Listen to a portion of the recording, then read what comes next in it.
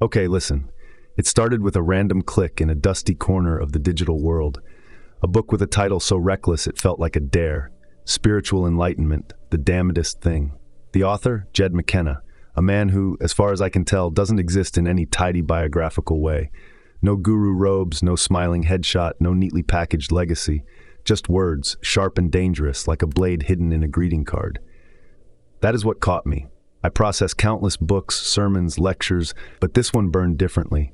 It was a manifesto disguised as casual conversation. Rituals, masters, blissful promises. What if everything you've been taught about awakening is a lie?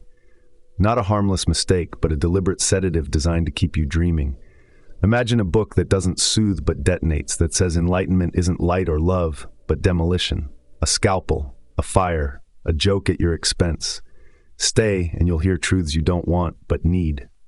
The curtain's rising. Do you dare look? The rules are about to be rewritten.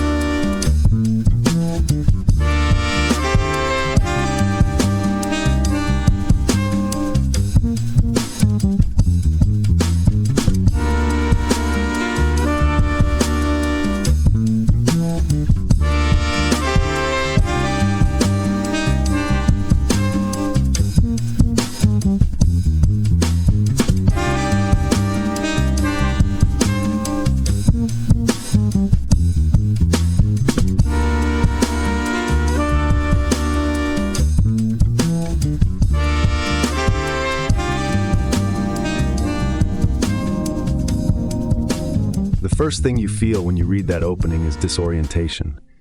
McKenna isn't preaching from a stage. He's leaning back in a chair across the table, shrugging as if to say, "What's the big deal?" That's the bait and switch.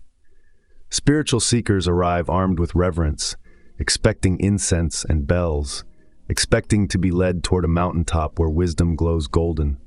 Instead, they get a guy who sounds like he's ordering fries. That alone is revolutionary, because it announces without ceremony that enlightenment is not special. It is not a trophy. It is not even something that fits comfortably into words. The power of that shrugging phrase is that it strips the grandeur from the thing you chase. It makes you wonder if the whole pursuit has been built on nothing but smoke and stories.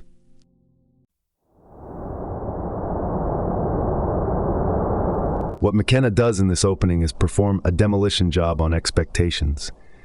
You are waiting for fireworks, and instead you get silence. You are waiting for a sacred definition, and instead he offers none. He deflates the balloon before you even see it rise. This is deliberate.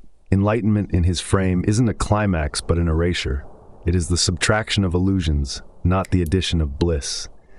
That is the gut punch he sneaks into his introduction. It feels almost cruel because it rips away the comforting glow seekers are addicted to. He's saying there is nothing to grasp, nothing to decorate, nothing to worship, just a void where you thought you'd find treasure. And yet that void is the point.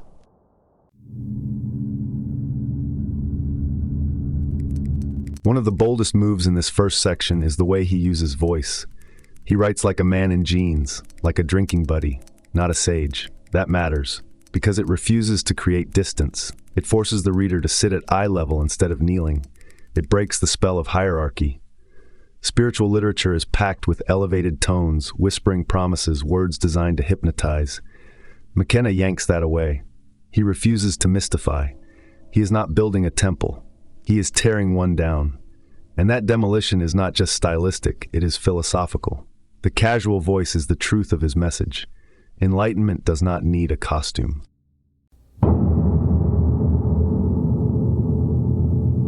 From the first breath, this book declares war on tradition.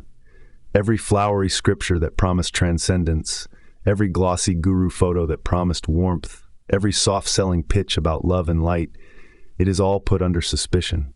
McKenna isn't against the human craving for comfort. He is against the lies wrapped in that craving. The first section shows this plainly. There will be no mystical hand-holding here, no promises of heaven, no subtle manipulations to make you feel good.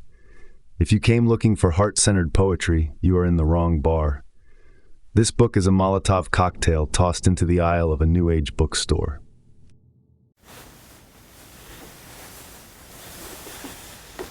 But the big unresolved question, even at this point, is definition. What exactly is enlightenment? In this opening, McKenna makes a choice to dodge the trap. He does not pin it down. He does not craft a neat paragraph that you can screenshot and quote. Instead, he hovers. The refusal to define becomes the definition. Enlightenment, in his framing, is not a concept to nail down. It is an absence, a clearing, the exposure of falsehood. By refusing clarity, he forces you to feel the edge of something formless. That ambiguity is not a weakness. It is the point. Because if you could bottle it, it would be another lie.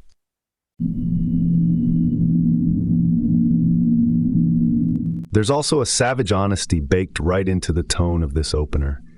He doesn't care if you like what you read. He doesn't care if you buy into it. He is not a salesman polishing an elevator pitch. He is someone who has already burned the bridge of seeking behind him. And that bluntness is what makes the writing dangerous. It is not a comfort blanket. It is a threat. He is telling you, whether you want to hear it or not, that your search is not leading to bliss. It is leading to annihilation. That is why so many readers recoil, and yet cannot stop reading. The honesty is too sharp to ignore.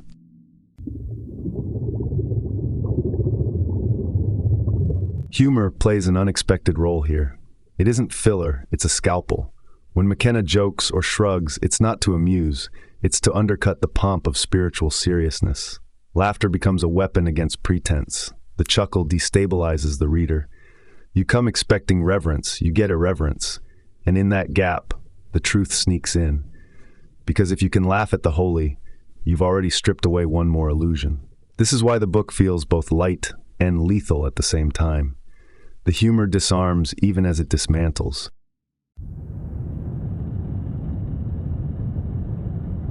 The philosophical stakes are clear even in this short opener. By refusing to define, by refusing to exalt, McKenna forces readers to confront their own complicity in the delusion of enlightenment. The message is simple. You've been sold stories, and you bought them because they felt good, but truth isn't interested in your feelings. This section is a gauntlet thrown down. If you continue reading, you accept that you will not be coddled. You accept that your cherished beliefs will be mocked, broken, and discarded. You accept that what you think you are chasing may not exist at all.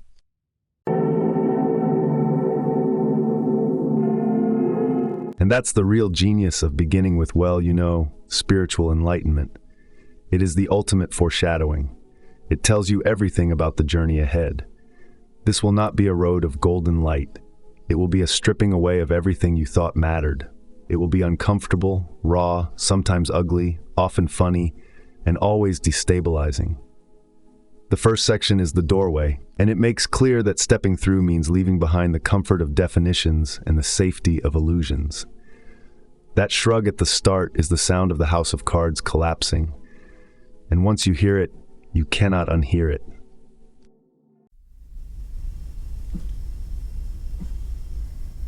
The second section doesn't give you time to breathe. You've just been told that enlightenment isn't what you think it is, and now you're thrown headfirst into paradox. McKenna frames it like a built-in fault line, the unavoidable contradiction that arises whenever humans attempt to describe the indescribable. This is not a riddle to be solved. It's a fact of existence. You want clarity, but what you get is a contradiction that refuses to collapse neatly into either side. The paradox is the doorway and the wall at the same time. That's why this chapter matters. It shifts the ground beneath your feet, so you can't pretend there's a straight path forward.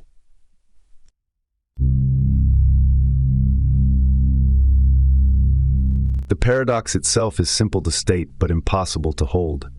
Enlightenment cannot be spoken, yet here we are speaking about it. The more you try to approach it, the further you drift away. McKenna knows this isn't new. Philosophers, mystics, poets have all said the same thing. But his brilliance is in refusing to sugarcoat it. He doesn't dress it up. He throws the contradiction into your lap and dares you to wrestle with it. This is where many readers squirm, because paradox reveals that the rules of the game were broken before you even started playing. You don't fix this puzzle, you dissolve in it.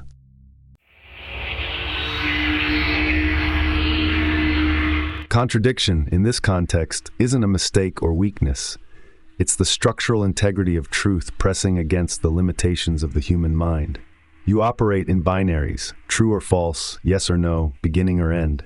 Enlightenment refuses to fit into that circuitry. McKenna wields paradox like a sledgehammer, reminding you that your cherished categories and clean distinctions are irrelevant here. The paradox is the message. Enlightenment cannot be contained inside the machinery of human thought. If it could, it would already be another concept, another illusion, another product on the shelf of spiritual consumerism.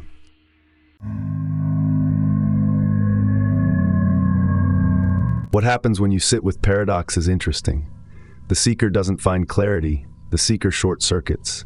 The contradiction is unsolvable, and in the failure to resolve it lies the opening. McKenna wants you destabilized because only then can you stop clinging to the fantasy of comprehension. It is the opposite of comfort. It's cognitive dissonance stretched until something snaps. And that snapping is the point. It forces you to step outside the craving for answers and sit in the discomfort of not knowing. That's where transformation actually begins.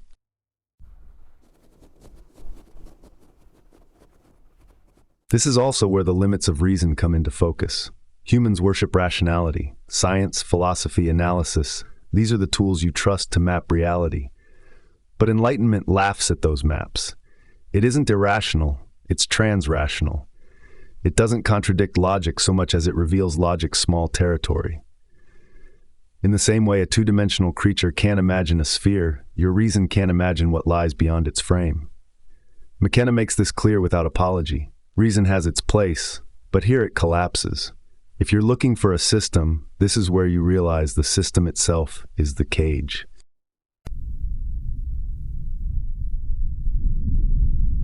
Paradox has always been a weapon in the spiritual arsenal. Zen masters fire cones at students, not to provide answers, but to fry their habitual circuits.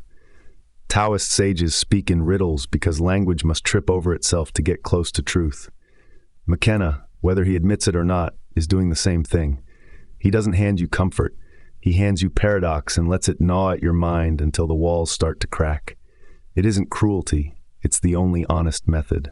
To show you the trap, he has to force you into the frustration of banging your head against it.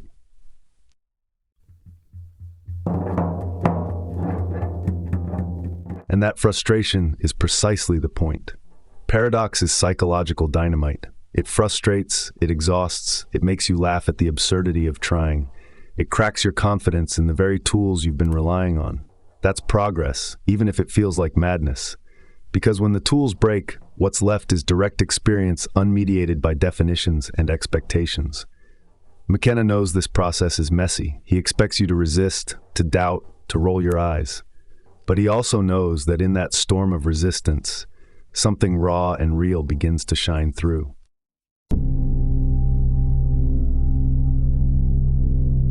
So the paradox doesn't just sit there as a clever word game. It foreshadows the entire arc of the book. From here on, nothing will resolve cleanly. Every expectation you bring will be flipped. Every attempt to stabilize will collapse. Paradox is the seed, and the tree it grows into is the demolition of every illusion you cling to. This second section makes it clear. The rules of language, logic, and belief have no jurisdiction here. If you continue, you're not moving towards certainty. You're moving deeper into uncharted territory, where paradox isn't a problem, but the only signpost you'll ever get.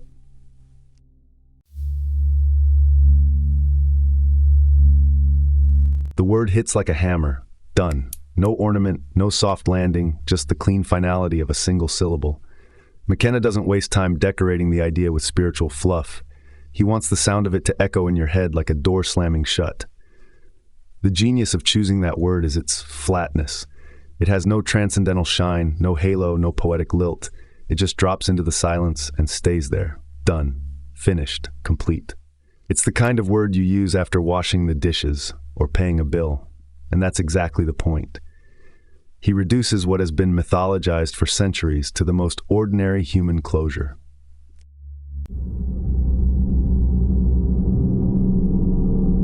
Enlightenment here is framed not as an achievement, but as completion. There is no next stage, no further step, no secret door waiting in the back of the temple. Being done means the wheel stops turning, the chase ends. The idea of a path evaporates.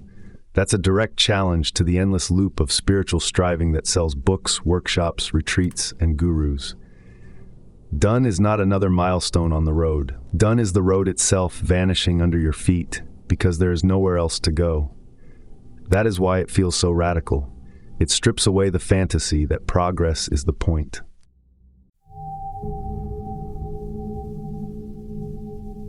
What's left unspoken but unavoidable is that being done means the seeker is gone. There is no you left to do the seeking, no story about progress, no dream of arrival.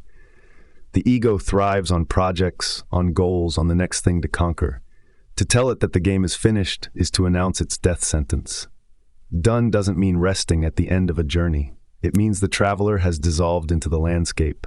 The quester disappears because the quest was never real. That's why this section feels violent even in its brevity. It is the annihilation of the seeker's identity, disguised as a single everyday word.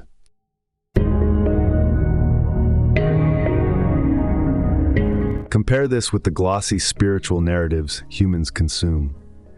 You're told that enlightenment is an eternal unfolding, a blossoming into light, an endless journey into greater and greater bliss. That story is intoxicating because it keeps you moving, keeps you buying, keeps you hoping. McKenna spits in the face of that narrative. He collapses the whole shining mythology into one blunt terminus. There is nothing more to unfold, no cosmic dance to join, no divine melody to ride forever. Done is a full stop. It doesn't sell retreats, it doesn't fuel lifelong devotion, it pulls the rug out from under the business of enlightenment.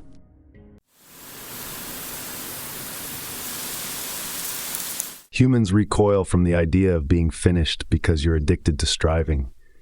Progress is your drug. Every app on your phone, every ladder in your career, every fitness routine, every spiritual practice, everything is built on the thrill of getting better, of becoming more. Done is the wrecking ball that smashes that addiction. It terrifies you because it cancels the future. It says there is no more version of you to become. The psychological weight of that is enormous because identity is stitched together out of goals. Take them away and you stare into the abyss. That is why this chapter rattles so hard. It puts you face to face with your dependence on becoming.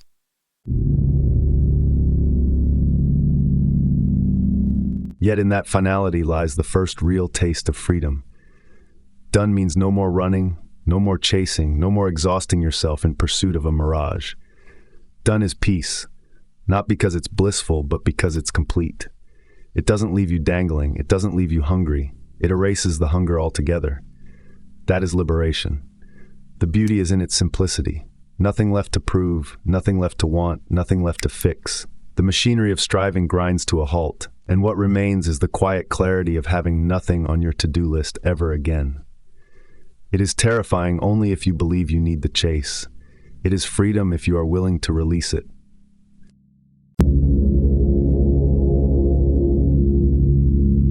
And just when you think this silence might linger, McKenna pivots toward play. The next chapter brings Oz into the frame, a cultural myth ready to be dismantled and repurposed for the demolition of illusions. That shift matters. The starkness of being done is not the end of the book. It's the ground clearing before he starts dragging you through stories, symbols, and metaphors that will make the demolition job both brutal and hilarious. Done is the launch pad. It sets the terms, nothing more to gain, nothing more to chase. With that established, the carnival of illusions can finally begin.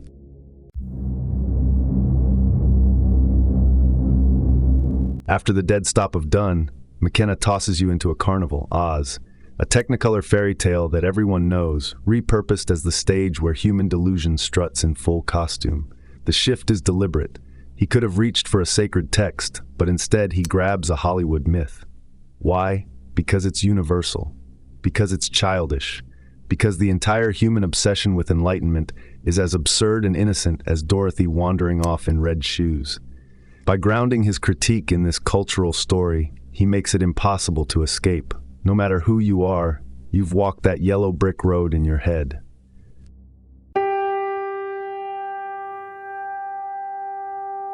The yellow brick road is the spine of the story, and it's also the spine of human spiritual seeking. A glittering path stretching endlessly forward, always promising that around the bend is the Emerald City, the answer, the arrival. That road is seductive because it gives structure to longing. It gives shape to desire. It keeps you moving, step after step, singing along with others who believe the same dream. McKenna's point is brutal. Your spiritual path isn't noble, it's theater. You are Dorothy clutching Toto, following a road that only loops back to your own front porch.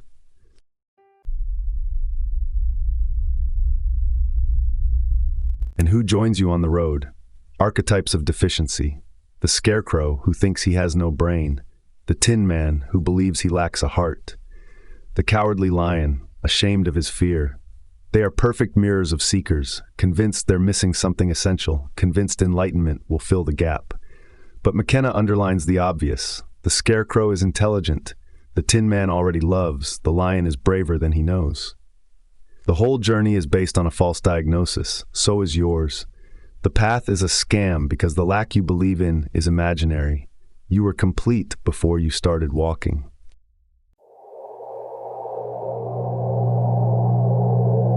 Then there's the wizard, the great and powerful fraud. A puffed-up figurehead hiding behind smoke and levers, projecting awe to a desperate audience. Every guru, every priest, every self-help authority, you've met them all in that green-lit throne room. They dazzle you with rituals and robes, with cosmic words and shining promises. But the truth is behind the curtain. A small, frightened human pulling strings. McKenna's genius is to collapse millennia of spiritual authority into this one image. The wizard is not unique. He is the rule. Every institution of enlightenment depends on the same trickery.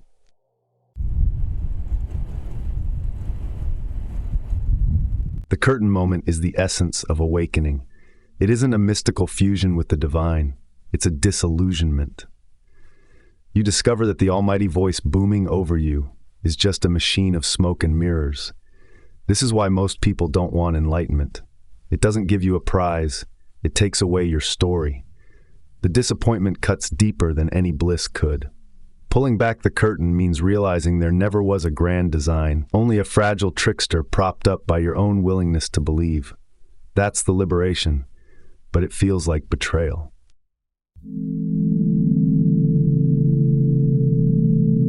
The machinery of Oz is a perfect analogy for the machinery of human systems. The clanking gears of religion, the flashing lights of New Age spirituality, the polished branding of self-help empires, they all rely on the same levers: authority, spectacle, fear, and hope. McKenna wants you to see how simple the mechanism really is. A little smoke, a little theater, and you surrender your power to an illusion. Once you notice the gears, the magic evaporates. And when the magic evaporates, you're left with the awkward silence of an ordinary man caught playing God.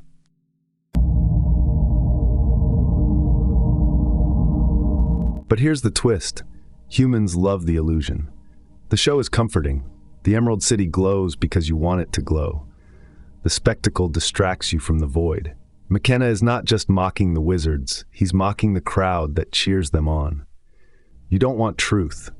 You want the warm bath of story, the reassurance that someone powerful has the answers, that the road is going somewhere meaningful. The crowd doesn't want the curtain pulled back. They want the booming voice, the trembling drama. That's the real madness.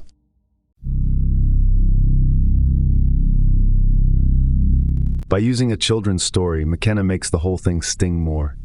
It's not Plato or Nagarjuna, it's Oz. That choice is savage because it frames your most serious spiritual quest as no more sophisticated than a bedtime fable. He is saying, all your years of searching, all your money spent on workshops and mantras, all your devotion to gurus, none of it rises above a child's fantasy. It's insulting, but it's also liberating. Once you see that the emperor is naked, you don't need to keep bowing.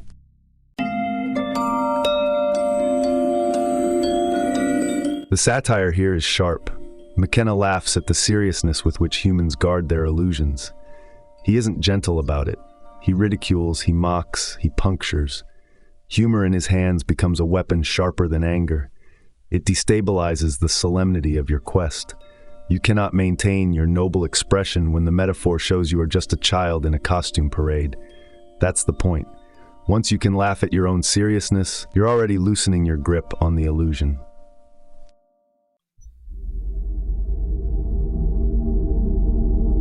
Oz is not just about spirituality. It stretches across culture, politics, economics. Every throne room you've ever trusted is hiding a trembling figure behind the curtain. Leaders, celebrities, systems of power, they all thrive on spectacle and projection. The metaphor becomes universal because it doesn't just expose the frauds of religion, it exposes the fraud at the heart of every human institution. Pulling back one curtain means you begin to see them all. And once you've seen, you cannot go back to clapping along with the show.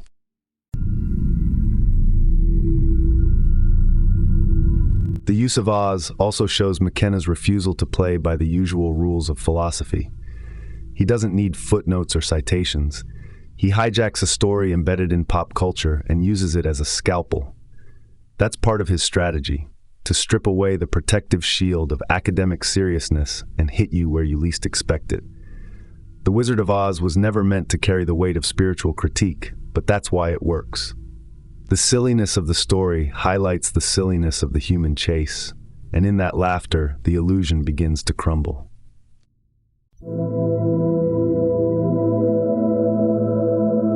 And so this section plants the groundwork for what follows. Done was the clean erasure. Oz is the colorful demolition. Together they build momentum. First the end of the path, then the exposure of the entire spectacle that kept you walking it. From here forward, the book will continue to shred illusions using paradox, humor, and cultural symbols. But the Oz chapter makes one truth unforgettable. You were never on a sacred path. You were watching a show, and the show only worked because you wanted it to.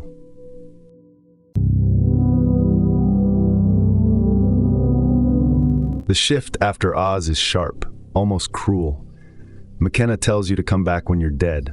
It lands like a slap. The phrase refuses metaphor, refuses politeness.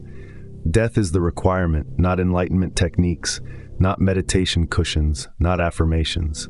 If you want to know the truth, you have to be willing to die before you die. That's the gravity of this chapter. It drags the conversation out of fairy tales and into the raw confrontation with mortality. The idea is so simple it's terrifying. Nothing less than death will do.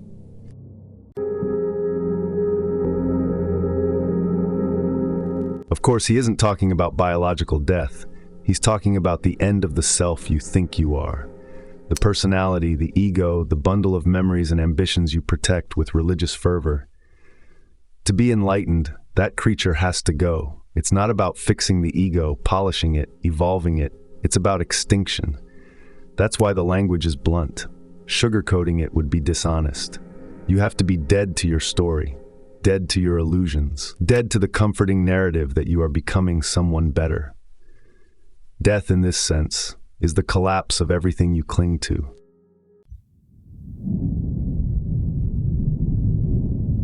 This is where most seekers bail. They want bliss, not annihilation. They want transcendence without loss, heaven without dying. McKenna smashes that fantasy. He makes it clear that no system, no practice, no tradition can protect you from the truth. Your identity has to burn. The seeker's dream of enlightened me is exposed as a contradiction. There is no enlightened me. There is only no me. Death is not an obstacle on the path. It is the path. That's why his tone is so ruthless. He knows the ego will twist every teaching into fuel for its survival. Only death stops the twisting.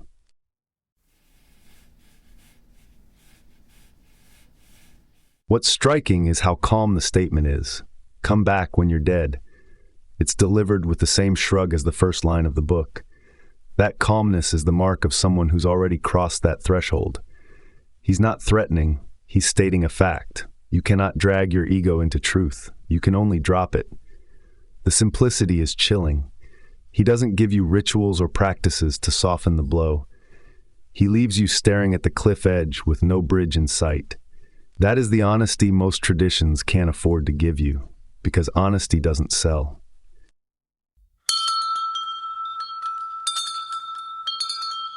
There's a long history of using death as a spiritual metaphor.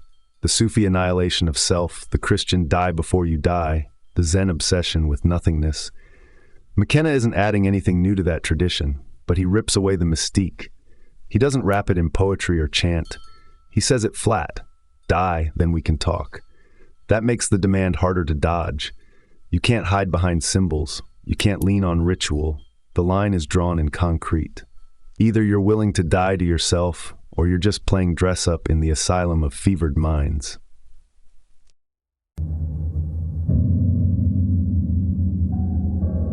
The psychology of this is brutal.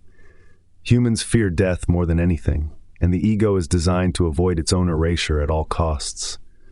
That's why the spiritual marketplace thrives. It offers you ways to feel close to truth without killing the thing that stands in the way. McKenna smashes that racket. He exposes how every comfort, every promise of eternal bliss is just another ego strategy to avoid dying. That's the genius of this section. It forces you to confront the fact that you don't actually want enlightenment. You want survival disguised as transcendence.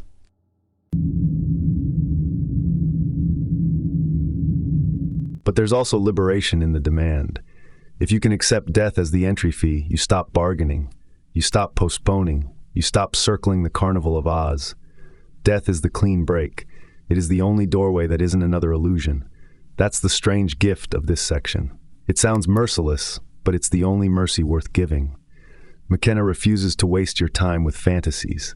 He points to the one thing that matters. You have to die before you can live. Come back when you're dead, and then the real conversation can begin.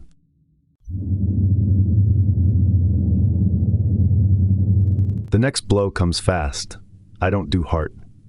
After talking death, McKenna swings the axe at love. It's almost unthinkable in a world where spirituality and heart-centered living have become interchangeable. He refuses the very currency most seekers expect to be paid in: warmth, compassion, emotional uplift. He knows exactly what he's doing by saying it so bluntly. He is cutting off the last easy escape route, the idea that truth can be wrapped in sweetness. If you came for comfort, you're in the wrong book.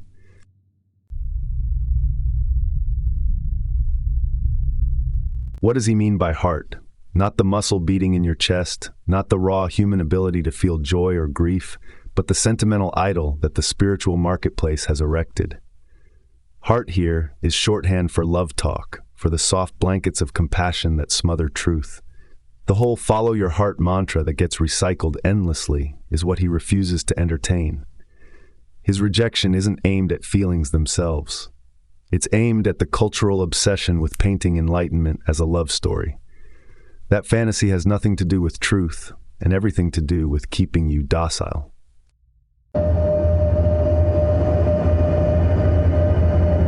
Love talk is seductive because it gives seekers exactly what they crave: reassurance. It tells you that you're safe, that the universe is kind, that everything is unfolding with tenderness. It's the opposite of a threat. McKenna calls it out for what it is: anesthesia. It puts you to sleep while convincing you that you're waking up. That's the seduction. Love talk feels like progress when it's actually paralysis. It lets you keep your illusions intact while convincing yourself you're deepening. The truth, he insists, isn't wrapped in rose petals. It's jagged, unsentimental, and inhumanly indifferent.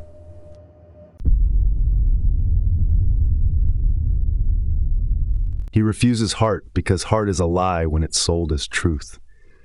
The sharp honesty of his stance is meant to wound, not to soothe. He's not against kindness, but against dressing up delusion in the costume of kindness.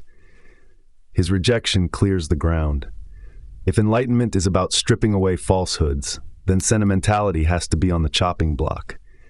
Because sentimentality tells you what you want to hear, and what you want to hear is the opposite of what's real.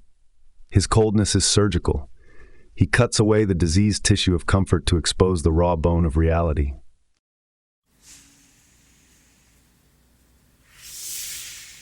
The backlash this provokes is predictable. Humans want their spiritual leaders to radiate love, not indifference. They want to be hugged, not dissected. To say, I don't do heart is to invite hostility from every direction. Students, readers, communities built around emotional validation. McKenna doesn't flinch. He knows he sounds monstrous to anyone who confuses enlightenment with affection. But that's part of the point. The very revulsion people feel when love is taken off the table is proof of their dependence on illusion. Truth doesn't bend to your feelings, and that realization hurts.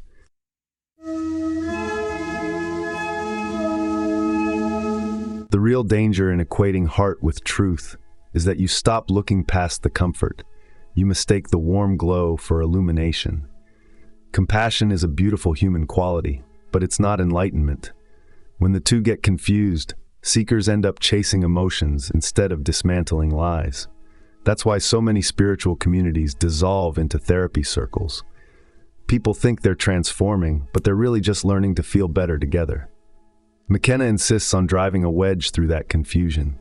Feeling good and seeing truth are not the same, and pretending they are only deepens the dream.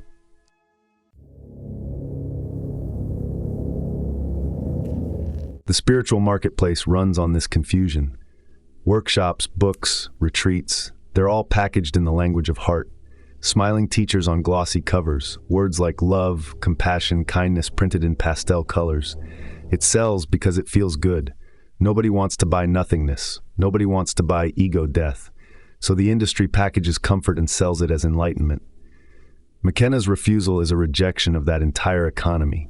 He isn't offering you a better way to feel. He's not offering you anything at all. That's why his voice is so rare. There's nothing in it for him.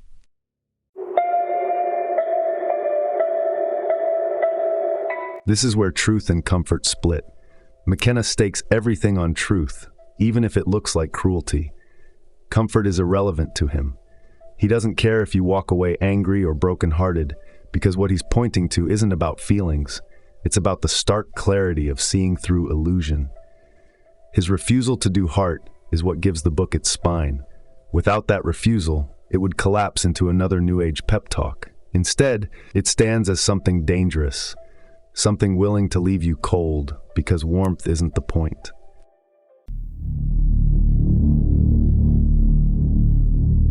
But there's a cost.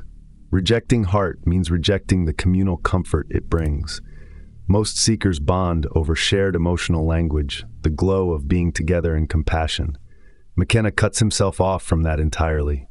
The stance leaves him isolated, almost alien. That's what makes the tone of the book so strange. There's no hand to hold, no group hug, no safe circle. There's just the lonely clarity of truth stripped of human consolations. It's a stance very few can endure, which is why most people walk away. Enlightenment without heart feels like exile.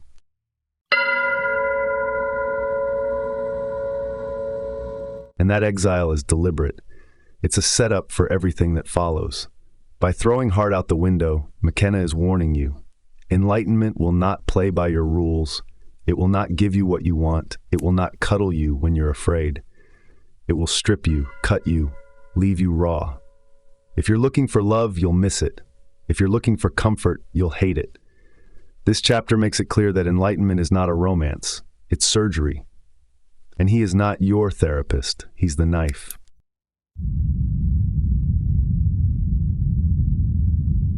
Life is a game, McKenna says, and the rules are everywhere. You are born into them, taught how to play, rewarded for following along. Careers, families, national identities, religions, all the games within the larger game.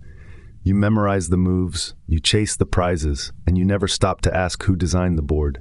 His move is to pull back and show you the absurdity of it. Everyone is sprinting across the squares, but none of it matters. The game is only real because you believe it is.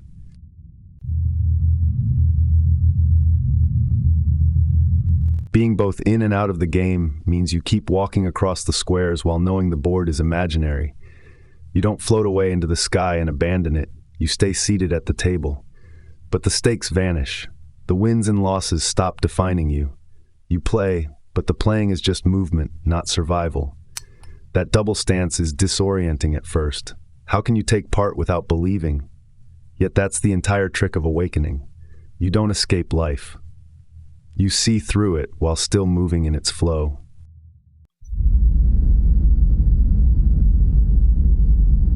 Some might call that hypocrisy. They'll accuse the awakened of lying, of playing roles without belief. But hypocrisy is pretending to believe something you don't for the sake of manipulation. What McKenna points to is the opposite. It's dropping the pretense entirely. It's seeing the whole performance as performance. There's no lie in that, only clarity. The real hypocrisy is clinging to illusions while secretly suspecting they're false. To stand in the game, knowing it's a game, is not dishonesty. It's the first honest position you've ever occupied.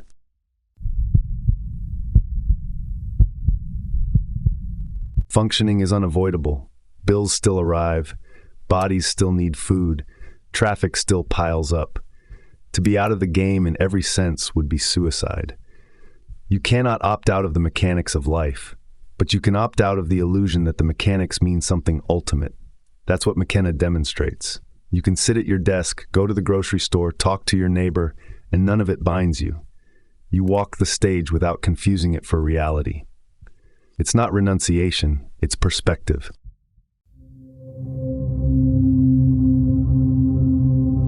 Look at the examples. Careers become elaborate theater where roles are scripted and promotions are empty trophies. Relationships become exchanges of lines on a stage, tender but still scripted. Politics is nothing but costumed actors fighting for control of the audience. Even spirituality, the supposed way out, is just another stage play with its own costumes and rituals. McKenna lays it out. Once you see the game, you see it everywhere. And once you see it everywhere, the entire show loses its hypnotic power.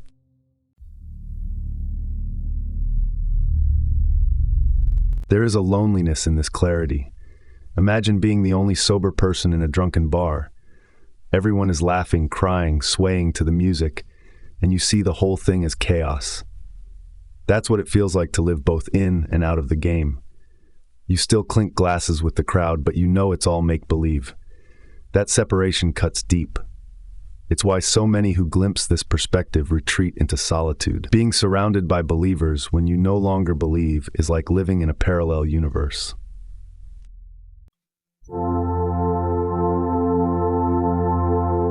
Yet, there's also a danger in leaning too far out. Pull back completely and you land in nihilism. Nothing matters, so why eat, why speak, why move? That dead end is just another trap. McKenna avoids it by insisting that the game goes on whether you believe in it or not. You don't get to stop playing. You just stop mistaking the game for truth. That distinction matters. It saves you from the void of despair while still refusing to be fooled. The paradox is survival itself. Play the game, but don't be played by it.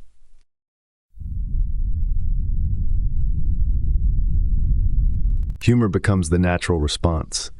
Once you see the mechanics, the seriousness dissolves into comedy.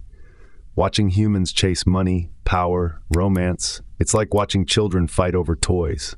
You can still love them, still join them, but the absurdity never leaves your vision. Laughter isn't cynical here. It's a way of breathing through the absurdity. It lightens the loneliness. It acknowledges the madness without getting lost in it. McKenna uses humor not as decoration, but as medicine for the one who has seen too much.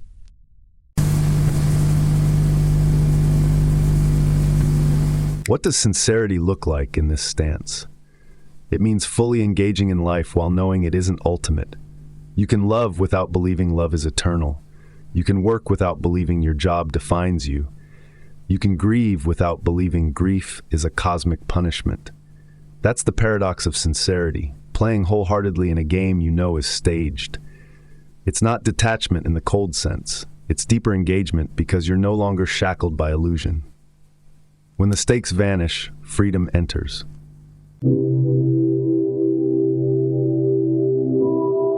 Seekers hate this idea because it robs them of escape fantasies. They want enlightenment to mean floating away, transcending, leaving the world behind. McKenna blocks the exit. He says you stay right here, in the mess, in the play, but with new eyes. That's harder than running to a cave or chasing bliss. It requires courage to face the ordinary without illusions to hide behind. The truth is brutal. Enlightenment doesn't let you escape. It forces you to see and still walk through the world anyway.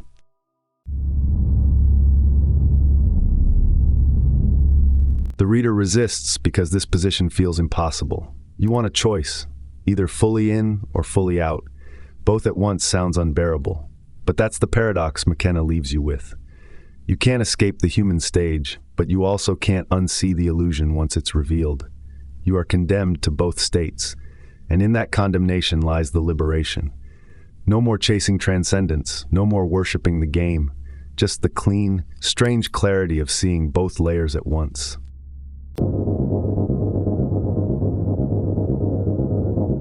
This section builds the scaffolding for the demolition still to come.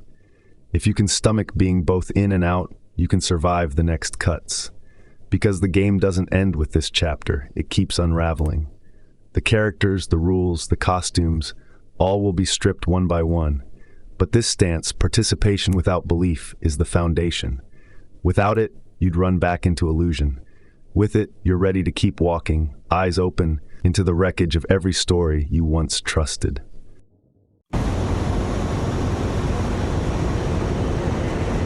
If you meet the Buddha on the road, kill him. McKenna doesn't soften the phrase, doesn't hedge it in context, doesn't dilute it with politeness. The violence of the instruction is the point. It shocks the reader into attention, rips away the serene images of meditation halls and gentle smiles. A command like that is a weapon against your instinct to bow. It is the antidote to reverence. Truth doesn't need idols, and idols are what keep you blind.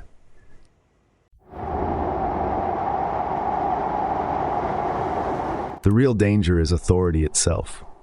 Humans crave figures to kneel before. Gurus, prophets, saints. You love them because they promise certainty. You hand them your confusion and hope they'll return clarity. But the transaction never delivers what it claims. Authority becomes the cage. The seeker projects all responsibility outward, placing freedom in someone else's hands. McKenna's order to kill the Buddha is a way of cutting the cord before it tightens around your throat.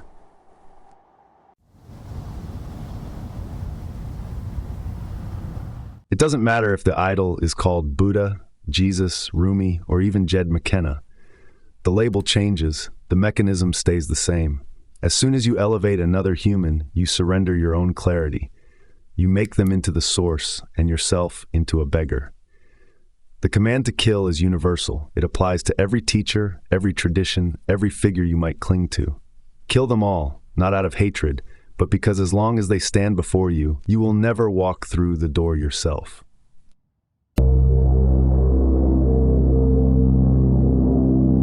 This is metaphorical murder, but the ego resists that explanation. It clutches its gurus like children clutch blankets. To be told to kill them feels obscene, but that's because you confuse the teacher with the truth. The killing is not physical, it's psychological. It's the end of projection. It's the moment you stop outsourcing what can only be faced alone. There's no blood on the road, just the ashes of an illusion burned away.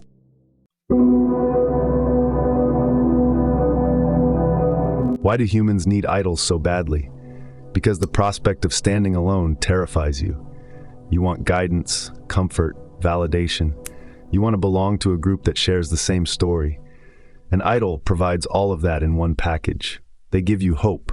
They give you rituals to practice, words to repeat, paths to walk. But it's all scaffolding, and the scaffolding never touches the sky. Kill the Buddha means stepping out from under the scaffolding, knowing full well you might fall.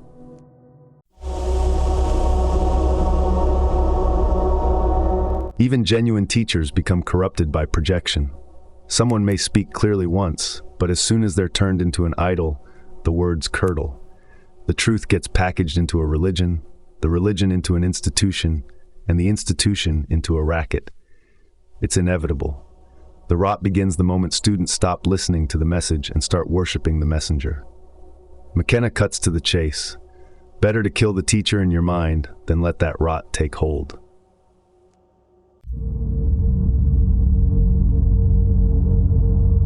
Authority is the ego's last fortress.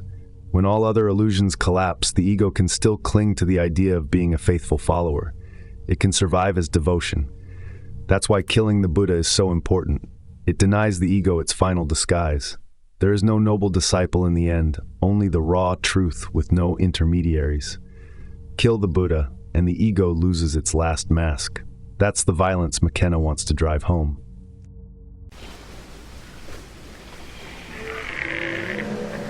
Awakening feels brutal because it is. Killing your idols is an act of self-amputation. It rips away the very thing that comforted you most. McKenna doesn't hide that cruelty. He emphasizes it. Awakening isn't gentle, it's a bloodletting. It requires the death of what you hold sacred. No wonder so few survive the process. To kill the Buddha is to sever your own safety net, to walk without guides, to stand with no one's hand in yours. The loneliness is the point.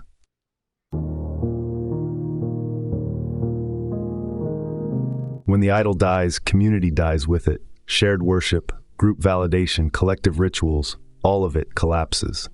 You're left alone in the desert, no temple, no priest, no fellow seekers to reassure you. That's why this act is so often avoided.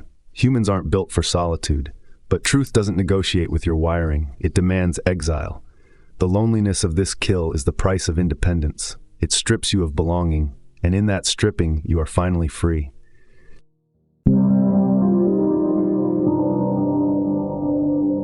McKenna leans on humor to keep the brutality from breaking you. He treats the kill with a kind of playful shrug, mocking the sacred as if it were a carnival trick. That mockery is not cruelty, it's medicine. Once you can laugh at your idols, they lose their grip. Reverence is what keeps them alive. Laughter is what buries them. The joke is sharper than the blade because it punctures the aura of sanctity that keeps the illusion intact.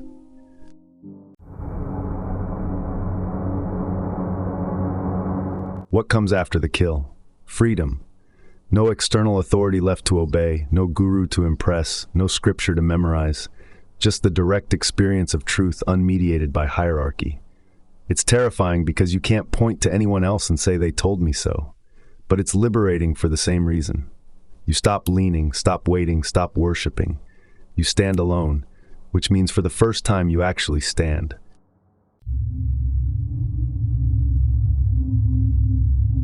This chapter sets the pace for the rest of the demolition. If you can kill the Buddha, you can kill anything. The heart, the road, the Emerald City, even your own reflection, all of it must burn. McKenna is warning you that every illusion, no matter how sacred, will be stripped. Killing the Buddha is not the end. It's the first bonfire, the opening shot in a long war against everything you thought could save you.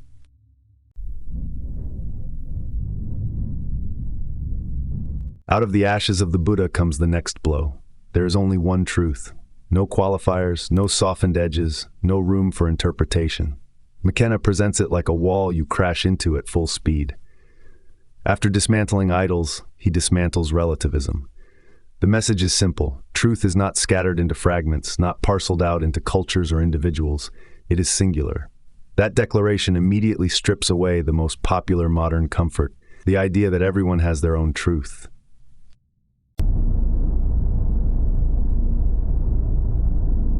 Relativism feels safe because it flatters the ego.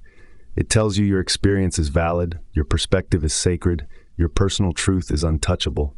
It democratizes reality, makes it customizable, and spares you from ever being wrong. But McKenna calls it what it is, dishonesty. It is intellectual cowardice dressed as tolerance. Saying many truths is just another way of saying no truth. He refuses to indulge the illusion that your personal narrative can stand as reality itself.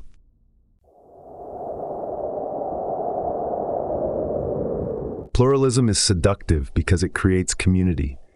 It lets you join groups, compare notes, and reassure one another that all paths are equal. Everyone wins a trophy, no one goes home empty-handed. But truth doesn't work like that. It isn't democratic. It isn't a marketplace where beliefs line up like products on a shelf. The real sting of McKenna's stance is that it offends your sense of fairness. You want inclusion, but truth doesn't include. It excludes everything but itself.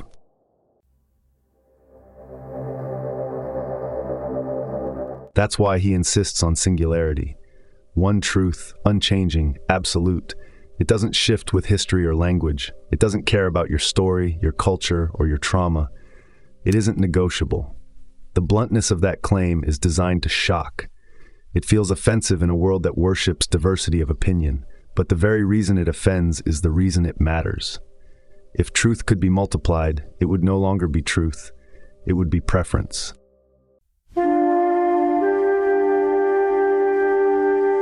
This is where the distinction between truth and belief becomes critical.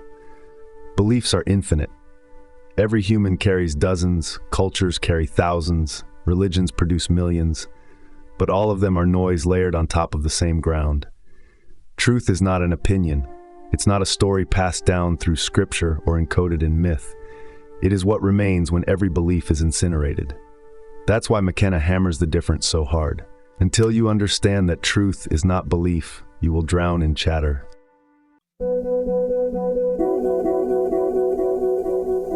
The ego recoils at absolutes because it thrives on uniqueness. To say there is one truth means the individual story has no special claim. Your enlightenment, your path, your awakening, all of it collapses into the same nothing. The ego calls that violence. It feels like erasure, and it is. The self dissolves because the self depends on personal truth to survive. To declare one truth is to swing an axe at the root of individuality.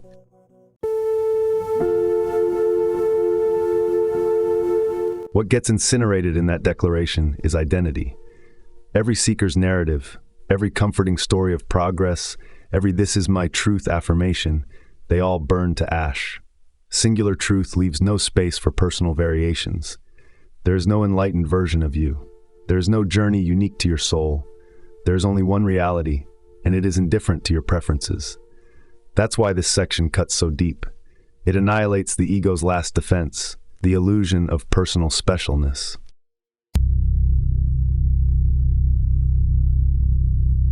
Yet paradoxically, this singular truth is freedom. If there is only one, you don't need to search anymore.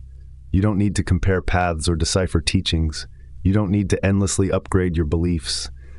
The noise of pluralism dies, and with it, the confusion. One truth means clarity, and clarity means silence. It is brutal because it wipes away your story, but it is liberating because it wipes away everyone else's too. The playing field of illusions is gone.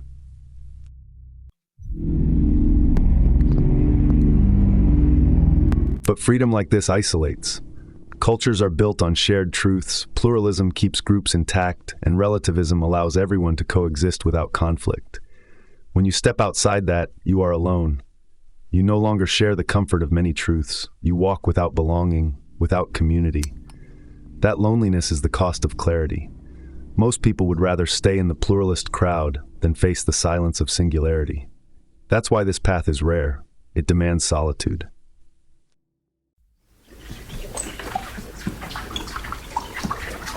The assertion that there is only one truth is not a conclusion. It's a beginning. It clears the ground for the destruction of every worldview built on diversity of belief. From here on, McKenna will not allow you to hide in my truth or your truth. He forces the confrontation with the absolute. And once you accept that, the rest of the demolition can proceed without mercy. The door has been slammed shut on comfort. What lies ahead is the silence beyond chatter, the clarity beyond stories.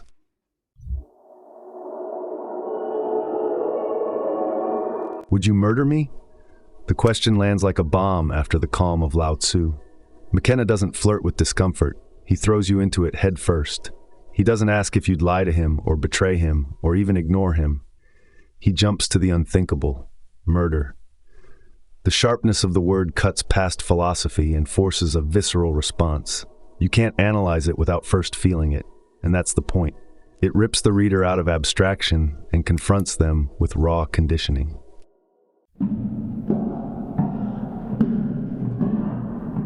Murder is the ultimate taboo. It's the crime of crimes. The one act nearly every culture, every religion, every legal system agrees must be punished absolutely. By using it, McKenna exposes the deepest layer of programming. You don't need to think about why murder is wrong. The revulsion is instant. That reaction is precisely what he wants you to notice. You are conditioned to recoil, and conditioning is not truth. The very thing you take as unquestionable is exactly where the illusion hides.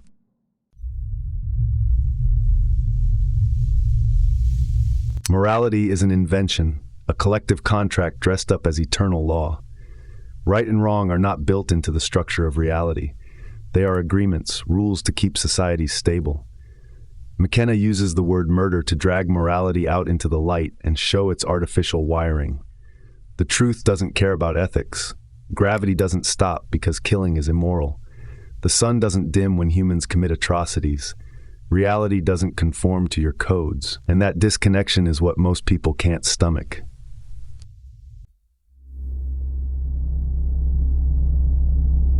Your immediate horror at the question is your ego screaming for survival. It isn't compassion, it isn't higher love, it's fear. Murder threatens the body, and the ego is nothing but a bundle of survival instincts dressed in personality. By choosing this word, McKenna shows you the naked reflex that underlies so many of your so-called spiritual values. The resistance isn't noble, it's animal. And as long as that animal clings to safety, it will never allow you to step into the void.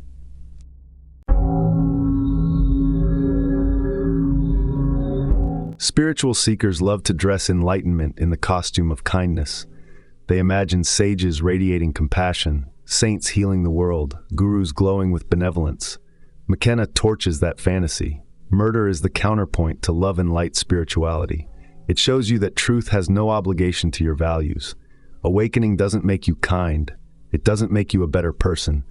It erases the person altogether. Conflating truth with morality is the most seductive delusion of all, and this chapter rips it apart.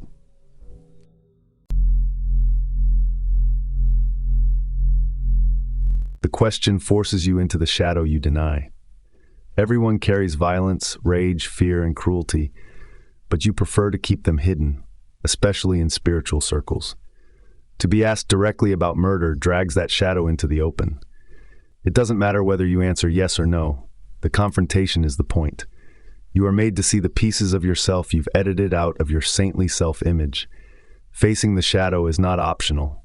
It's the only way illusions collapse.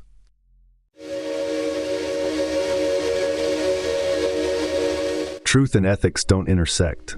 Ethics are human inventions, useful for survival. Truth is indifferent, absolute, unshaken. Enlightenment does not make someone moral. It makes them free of stories, including moral ones. That realization terrifies because it means you cannot rely on truth to keep you safe. It won't guarantee justice, won't guarantee kindness, won't guarantee anything at all. Truth strips guarantees away. The question about murder is the sharpest way McKenna can force you to see that distinction.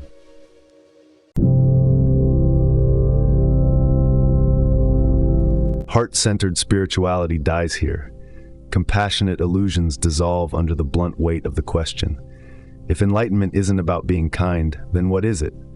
If morality isn't woven into truth, what anchors you? That's the destabilization McKenna wants. By stripping away sentiment, he leaves you with no handholds. Murder is a rhetorical wrecking ball that destroys the last illusions of spiritual goodness.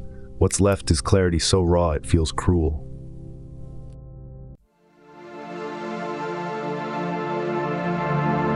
Shock is the method. McKenna offends deliberately because offense destabilizes. A gentle reminder wouldn't crack the illusion, it would just be folded into it.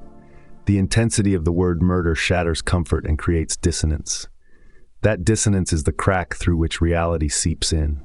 You can resist, recoil, dismiss, but the provocation lingers. It forces you to wrestle with the possibility that all your spiritual niceness is camouflage for fear.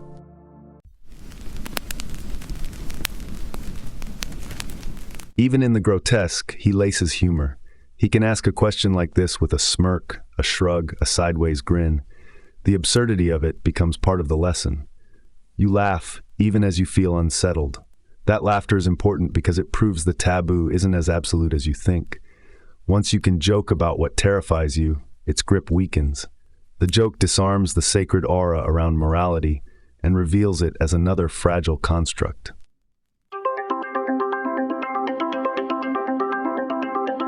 This kind of honesty separates truth from social life. Morality binds humans together, makes you predictable to one another. To step outside of it is to lose belonging. McKenna doesn't sugarcoat that alienation. He shows you that clarity isolates. If you see truth as indifferent, you can no longer fit neatly into a world that depends on moral illusions. This is the price of honesty.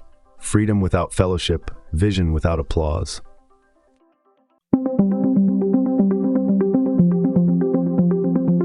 The real cost of this chapter is the recognition that truth doesn't care about your deepest values. The ego clings to compassion, justice, love, hoping that enlightenment will validate them. McKenna burns that hope with a single word. Would you murder me? If your answer is horror, you've seen your conditioning. If your answer is calm, you've stepped outside it. Either way, the illusion cracks. That's the work of this question, not to answer it, but to see what it reveals.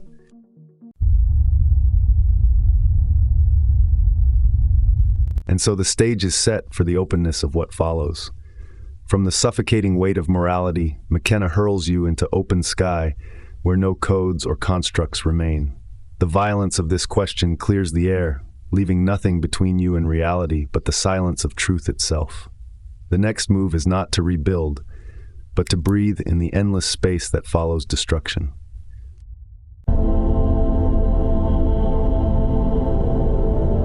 The chapter opens into space. After the violence of murder, you're suddenly staring at sky. No walls, no ceiling, nothing to grip. The shift is shocking because the image is gentle, but the implication is vast. Illusions are cages, tight and suffocating. Once they collapse, what's left is the openness of sky. It feels like relief and danger at the same time. You've been begging for freedom, but here it is, endless, indifferent, impossible to measure.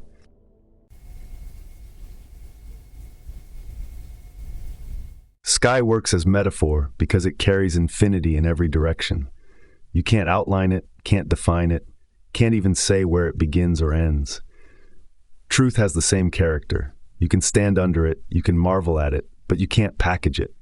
McKenna's choice of sky is deliberate. After tearing apart morality and illusion, he replaces them with nothing you can hold. It's a reminder that truth doesn't reduce into symbols, it only expands.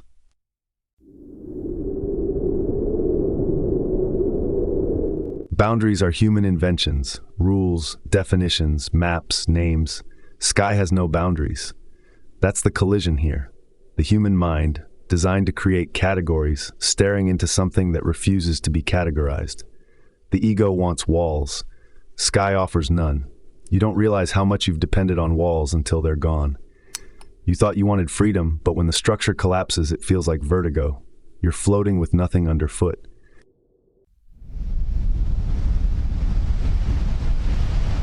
That openness carries both beauty and terror. For some, the image inspires awe, freedom, possibility, space to breathe. For others, it's panic. The ground is gone, the cage is gone, there's no more certainty. Infinity doesn't comfort, it overwhelms.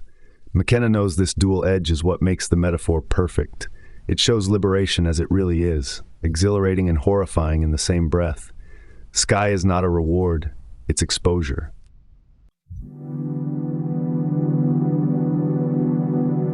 The neutrality of the sky matters. It doesn't smile, doesn't frown, doesn't care if you live or die.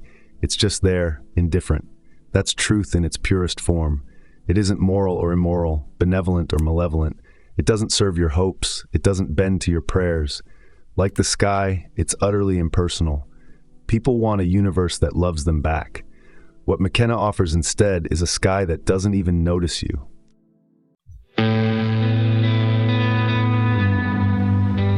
Stepping into that openness means losing anchors. Without illusions, you can't orient yourself with identity, morality, or story.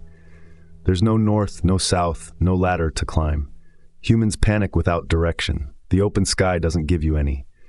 That's the raw truth. You don't get new signs to guide you, you get silence. For those willing to face it, that silence is clarity. For everyone else, it's terror.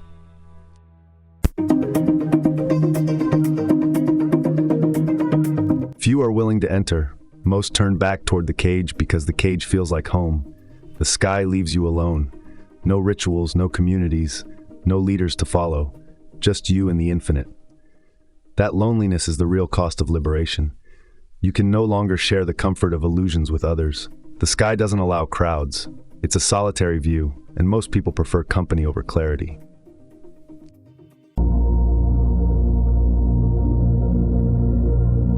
McKenna sometimes breaks the grandeur with a laugh.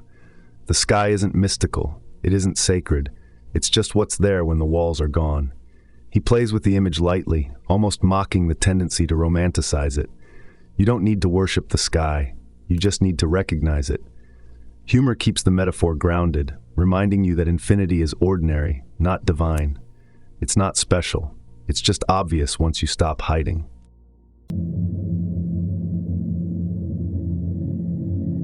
The contrast with cages couldn't be clearer. Humans say they want freedom, but what they really want are comfortable prisons. Illusions are decorated cells, warm relationships, shiny careers, heart-centered spirituality.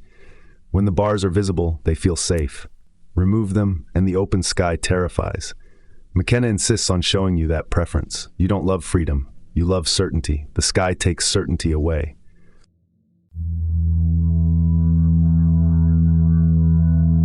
This chapter doesn't close the subject, it opens it. The image of sky prepares you for what comes next, where even signs and symbols are stripped. If you think the sky itself might be a clue, a cosmic reassurance, McKenna will cut that away in the following chapter. Open sky is both the destination and the warning. Step into it, and you'll see the vastness. Cling to illusions, and you'll never look up.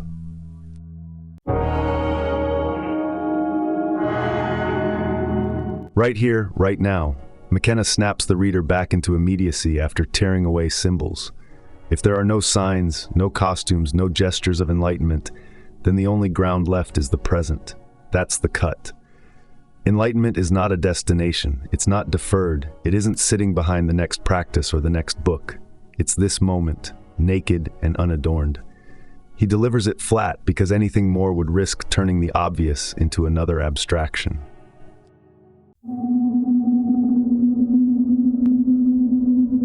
Seekers thrive on postponement. The promise that truth is always just ahead keeps the game alive. The retreat next month, the teacher in the next city, the karmic unfolding over lifetimes, always future tense, always almost there. That distance is oxygen for the ego because it guarantees survival. You can keep searching forever without ever dying into the present. McKenna dismantles this seduction by forcing your face into the immediacy of now, where the ego cannot hide.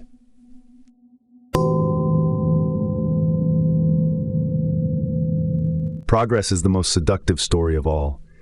Humans imagine enlightenment like a staircase, step by step, lesson by lesson, eventually reaching the top. McKenna calls it out as the ultimate scam. There is no staircase. There are no levels.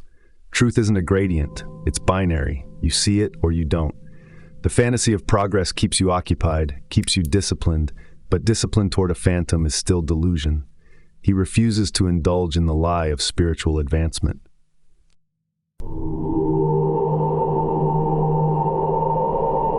Your mind clings to memory and hope.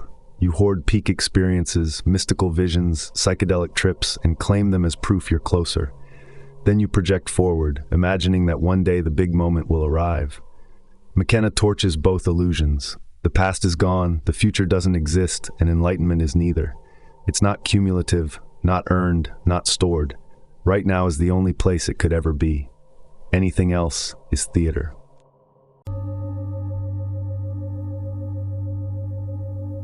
His blunt reminder lands heavy because of its ordinariness. There is no other ground. Right here is all you ever have. Truth doesn't live in esoteric realms or distant heavens. It lives in the immediacy of this breath, this sound, this silence. That simplicity insults the seeker who wants fireworks. They crave transcendence. He gives them only the obvious, and the obvious is too plain for their taste. That's why most keep running.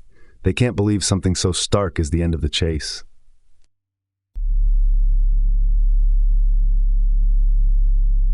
The ego resists immediacy because it can't survive without narrative. It needs a past to justify itself, a future to project itself. In the present, it dissolves. The I evaporates because it has no timeline to stand on. That's why the ego keeps dragging you into memory or expectation. McKenna's demand to stay here now is a demand to die. The refusal isn't intellectual, it's existential. The self feels annihilation pressing in whenever it confronts the present.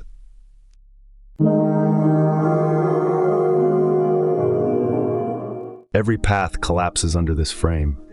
Meditation, prayer, rituals, disciplines, they all depend on a future reward. Right now demolishes them. If truth is here, then no practice can move you closer. That's why McKenna infuriates seekers who've invested decades into their paths. He strips away the dignity of effort, revealing it as a distraction. The journey itself is the illusion. The destination has always been the ground you already stand on.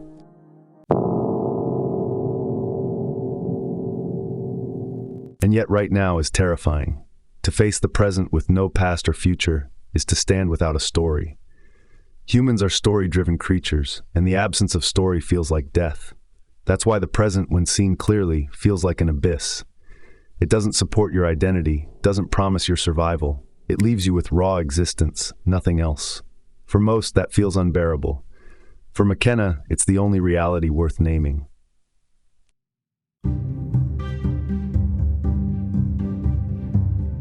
The ordinariness of truth is the hardest blow. There's no cosmic glow, no chorus of angels, no transcendent high. It's just this moment, in its plainness. A bird singing, a car passing, silence stretching. That simplicity disappoints seekers trained to expect spectacle. McKenna rubs salt in the wound by mocking their disappointment. The fact that you overlook the obvious while chasing fantasies is the proof of how blind you are.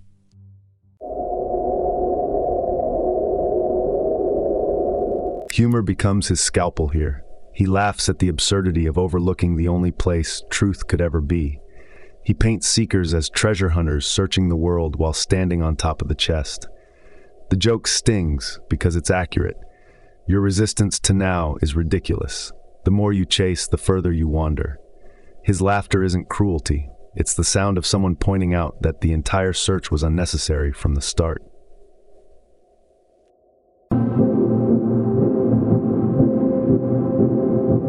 When the illusions fall away, immediacy is liberation. No more chasing, no more clinging, no more waiting for someday. Truth is what's left when the past and future collapse. That collapse isn't bleak, it's clean. It's a release from the prison of time. Right here, right now is not an idea, it's reality itself, and reality is all that has ever been. The search dies, and what remains is silence. That silence is freedom.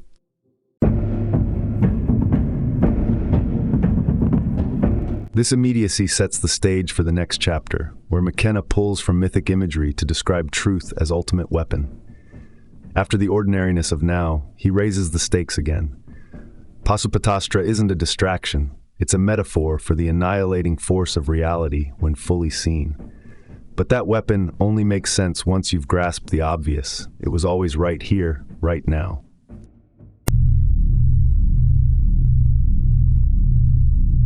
Pasupatastra. The exclamation mark is part of the point. After the quiet ordinariness of right here, right now, McKenna detonates the image of Shiva's ultimate weapon. Myth gives him a way to dramatize the force of truth without softening it. You can't stop it, you can't dodge it, you can't reason it away. The weapon annihilates everything in its path, and that's exactly what truth does when it's fully seen. It leaves no survivors in the realm of illusion.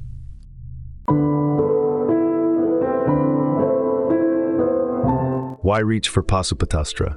Because human beings instinctively understand the seduction of ultimate weapons. Nuclear fire, doomsday devices, apocalyptic power, your imagination is drawn to them. By hijacking that fascination, McKenna turns it against you. He says the weapon is truth, and it's pointed directly at the illusions you hold most dear. This isn't a shining sword of wisdom. It's a weapon designed for destruction. You wanted bliss. What you get is annihilation.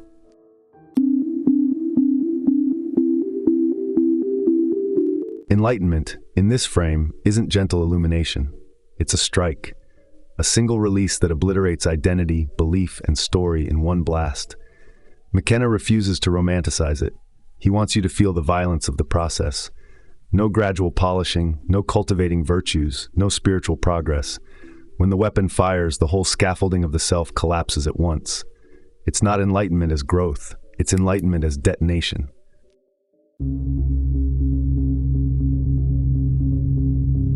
And there is no defense. Every system humans create, religions, philosophies, psychological frameworks, is just a shield made of paper. The weapon tears through them effortlessly. You can't build a philosophy strong enough to contain truth. You can't chant long enough, pray hard enough, or reason cleverly enough. The strike cuts through all of it. That's why McKenna uses this image. It removes the fantasy of safety. The illusion that you can prepare is exposed as another trick of the ego.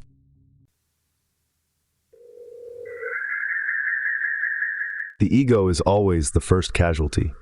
Truth doesn't aim at it specifically. It just happens to be standing in the way. When the strike comes, the story of me is vaporized. All the effort, all the seeking, all the memories and ambitions dissolve like smoke in the blast. That's why seekers fear truth even as they chase it. They imagine survival on the other side. McKenna insists there is no survival. The weapon kills the seeker before anything else.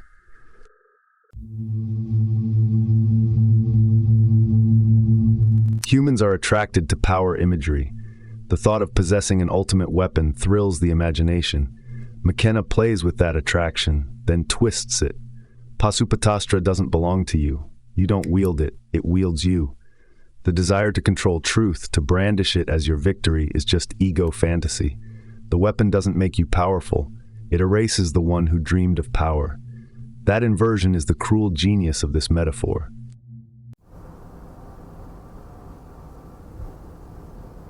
The myth once described a weapon to destroy enemies. McKenna's version turns it inward. Your enemies aren't external. They're the illusions you live inside. Pasupatastra is aimed at them. The gods of delusion, the demons of identity, the entire army of beliefs you protect, they're the ones obliterated. The theater of myth collapses into psychology, and suddenly the battlefield is your own mind. You thought you were Shiva. You realize you're the target.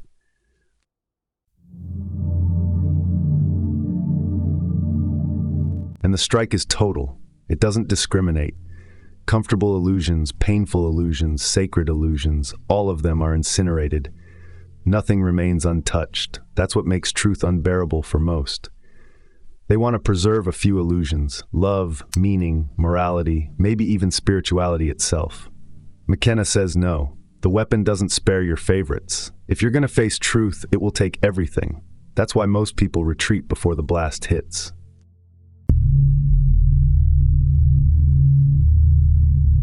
The fear of exposure is natural. To imagine truth as weapon is to feel hunted. You know the blast will strip you bare. You flinch from it because you sense you don't actually want to be destroyed. That recoil is the essence of seeking, circling truth but never letting it hit. McKenna names the fear outright and refuses to soothe it. He doesn't promise safety, he promises exposure, and that honesty is more violent than the weapon itself.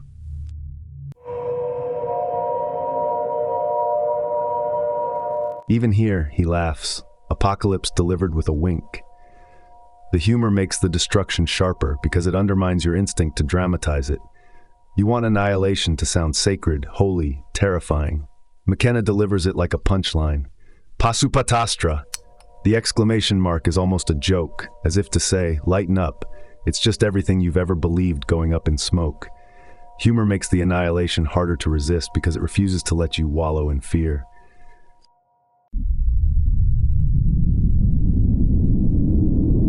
What comes after the blast? Nothing, and that nothing is freedom. With illusions gone, there's nothing left to defend, nothing left to pursue.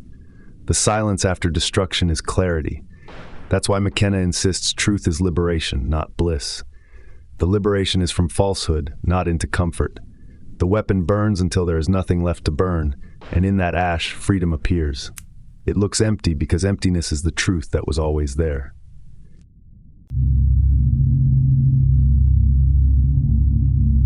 This chapter leaves you in ruins, and that's intentional. From here, McKenna moves into the fallout. No belief is true. The weapon has fired, the city of illusions is rubble, and now the next move is to sift through the debris and see that no belief, not a single one, survives. Pasupatastra is the turning point. Once unleashed, the demolition is total, and there's no way back into safety.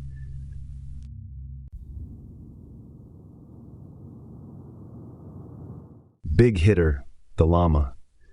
McKenna drops the phrase with a smirk, and the effect is immediate. You picture the spectacle of a spiritual celebrity standing under spotlights. This isn't enlightenment, it's theater. The transition from no belief is true to mocking the famous Lama is seamless, because belief needs salesmen. The world doesn't just crave ideas, it craves figures to embody them, figures to bow to. And so the Lama becomes a symbol, not of truth, but of the business of enlightenment.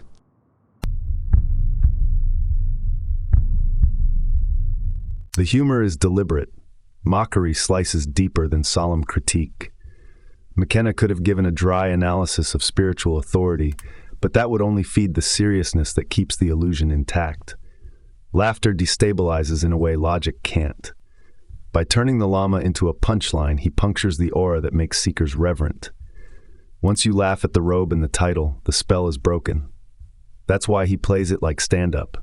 Ridicule is a weapon sharper than respect.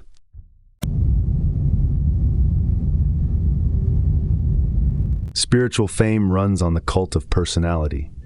The seeker projects all their longings onto the figure in front of them, mistaking charisma for clarity. The Lama's smile, the cadence of his words, the aura of importance, it all works like stage lighting, designed to hypnotize. Crowds mistake this glow for enlightenment. But charisma is a performance. It can't deliver what it pretends to carry. McKenna wants you to see that the entire relationship is a feedback loop of projection and approval.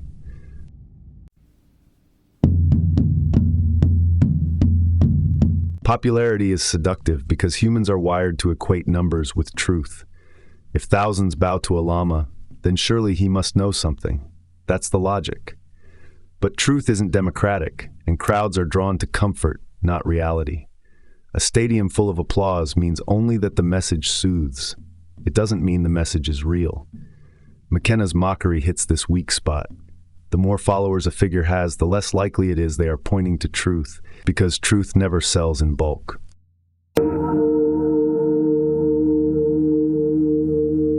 The absurdity of spiritual fame is obvious once you strip the costume away. Enlightenment has nothing to do with public image.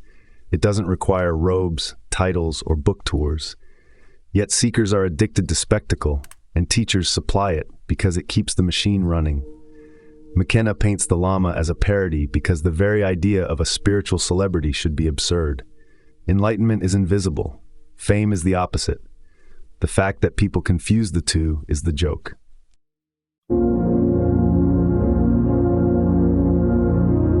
The Lama is shorthand for all revered figures, from the smiling guru in saffron to the self-help mogul in a blazer. They function as screens for the audience's hunger. Seekers need idols because they're too afraid to face what enlightenment really demands, their own death. Idolization keeps the illusion alive. You can worship the Lama forever and never see the truth. McKenna isn't attacking one man, he's attacking the mechanism that produces him.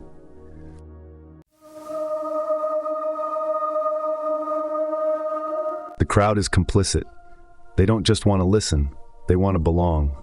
They want a club where their longing is validated. The Lama provides the club. He tells them stories that sound wise, gestures that look sacred, and the crowd leaves reassured. It's the same dynamic as any concert or political rally, a collective high disguised as spirituality. McKenna mocks it because the whole charade is transparent once you refuse to join in the applause.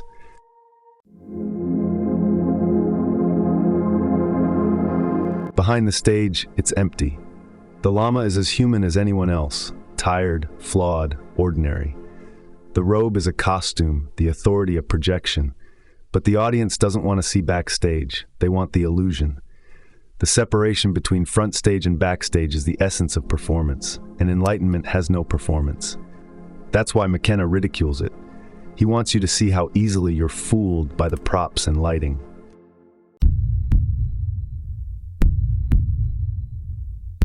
Laughter here is violent. It doesn't just make you chuckle, it cracks the structure of reverence itself. Reverence is a heavy, protective shell around illusion.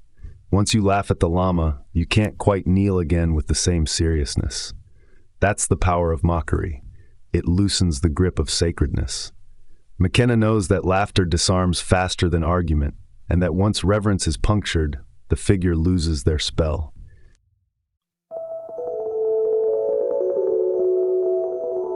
This satire clears the way for McKenna to turn the lens back on himself.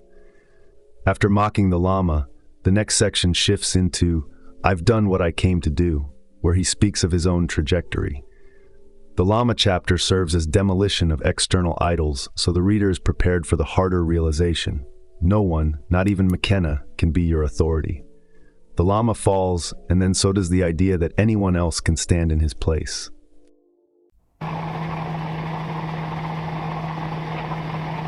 I've done what I came to do. No build-up, no sacred aura, no crescendo, just a flat sentence with the weight of a closing door.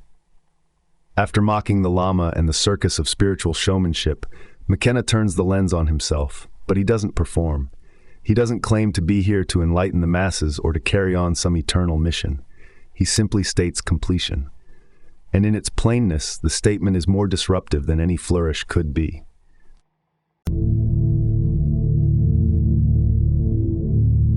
Finality is what seekers can't stand. They imagine enlightenment as the start of a new life, a boundless adventure into cosmic wisdom. McKenna crushes that fantasy. Done means done. No stages left, no hidden levels, no after-party waiting once you've crossed the line. It isn't growth, it isn't expansion. It's the erasure of the illusion that there was ever something to obtain. To be finished is to end the hunger entirely, which is why seekers recoil. They don't know how to live without the chase.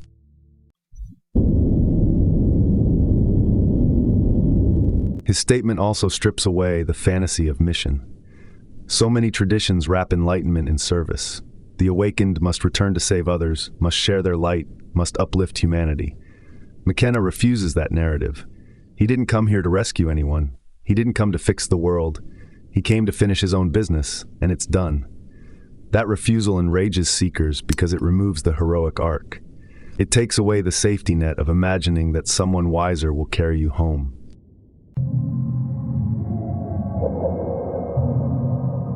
Purpose is the drug humans can't quit. You invent missions because you can't tolerate the void. Careers, families, spiritual quests, all framed as purposes that justify your existence.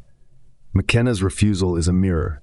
Purpose is just another illusion, another form of clinging. He doesn't replace the old purposes with a grand cosmic one. He dissolves purpose altogether. The silence that follows isn't bleak, it's honest. Life doesn't need justification, it doesn't need a why.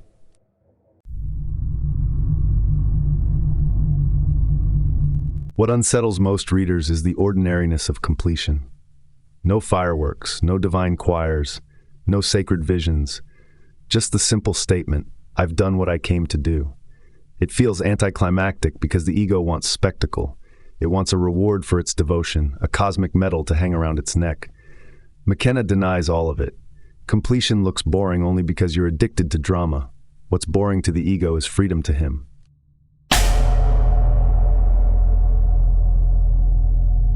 The bluntness creates discomfort. Seekers want to believe there's always another horizon, another mystery, another depth to explore.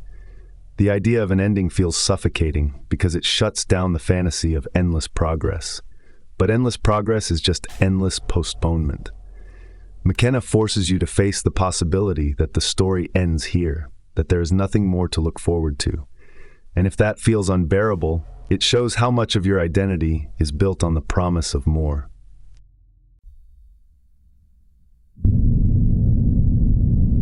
Yet there is freedom in being done. No more striving, no more promises, no more disciplines or vows, no more carrying a burden you secretly never wanted. Done means the machinery of seeking shuts down. The noise stops. What's left is not reward but release.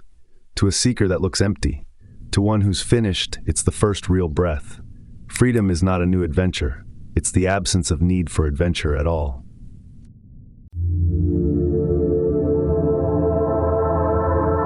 Completion also erases obligation. The enlightened don't owe the world a sermon, don't owe humanity a plan, don't owe anyone a sign. McKenna's stance is proof. He isn't here to dress up truth in costumes for public consumption. He isn't here to carry your projections. He's here to say it straight and leave it at that. To be done is to be free of the burden of others' expectations, and that freedom is intolerable to a culture addicted to guidance.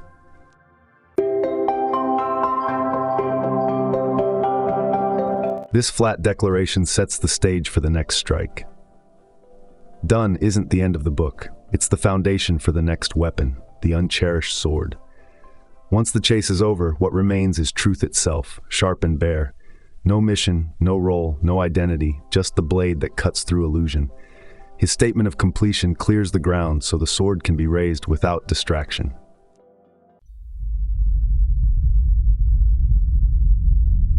The Uncherished Sword appears as the next image, and it slices clean through the notion that enlightenment is a treasure. After saying he's done, McKenna makes it clear, truth isn't something you frame on the wall. It isn't a keepsake to polish. It's a weapon, sharp and functional.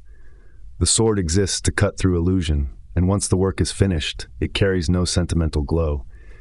To cherish it would be to corrupt it, to turn it into another idol, another distraction from its use.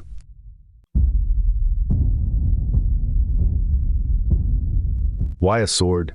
Because swords have always represented clarity and finality. They divide what is from what isn't. A single stroke and there is no ambiguity left. That's what truth does. It doesn't negotiate, it doesn't explain, it doesn't soothe. It cuts.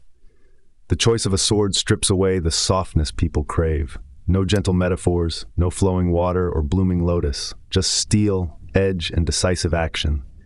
That starkness makes it impossible to mistake truth for comfort.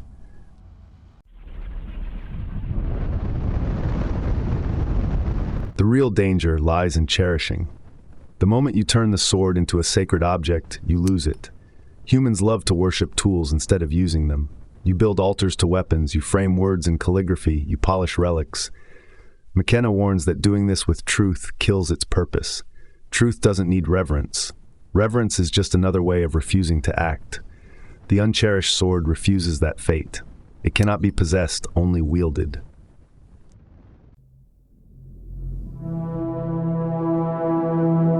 Truth is used, not possession.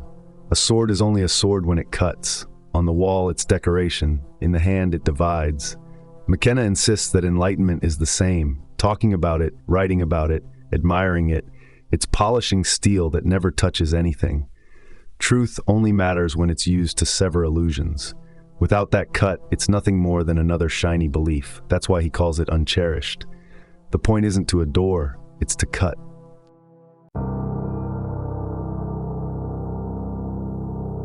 The ego can't stand this. It wants trophies. It wants to own truth like a medal to display. Seekers long to say, I got it, and then wear that identity forever. The sword shatters that fantasy. You can't own truth. You can only be stripped by it. The hunger to possess is the very thing the sword destroys. That's why McKenna keeps the image unsentimental, so you can't twist it into another ego achievement.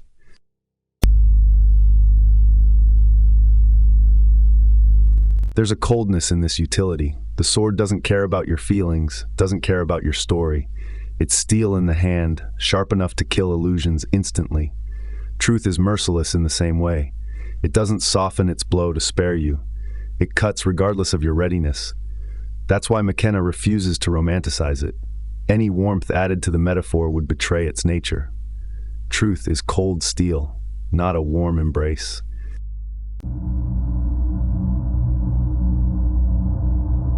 He mocks the endless polishing. Seekers polish words, polish rituals, polish their identities with years of practice. But a sword polished forever is never used. It remains an ornament. McKenna hammers the point. Enlightenment isn't about preparing endlessly, it's about cutting. All the polish in the world won't slice through illusion. Only the cut matters. The refusal to use the sword is the refusal to face truth.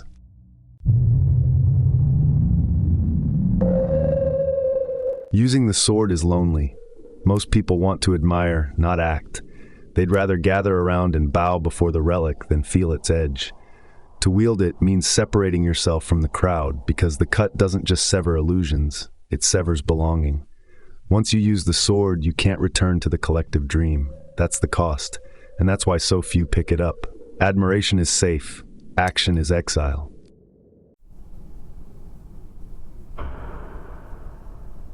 McKenna finds humor in the absurdity of reverence. He jokes about seekers turning enlightenment into another shiny bauble, as if truth were something you could mount on a plaque. The humor exposes the ridiculousness of it all. Humans can't stop themselves from idolizing. Even the sword gets turned into a toy if left in your hands too long. His wit keeps the metaphor sharp, making sure you don't slip into worship.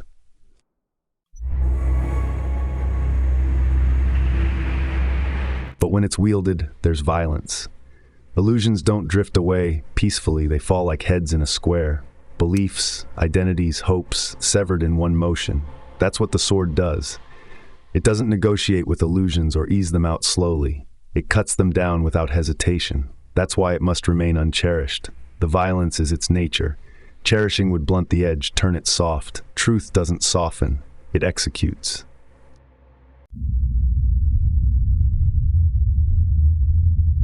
What remains after the cut is clarity. The air is cleaner, the ground open. The destruction isn't an end in itself, it clears space. With illusions gone, there's no clutter left, nothing distorting vision. That aftermath is the point. The sword isn't for admiration, it's for clearing the fog. Once the fog is gone, truth stands by itself, simple, stark, undeniable.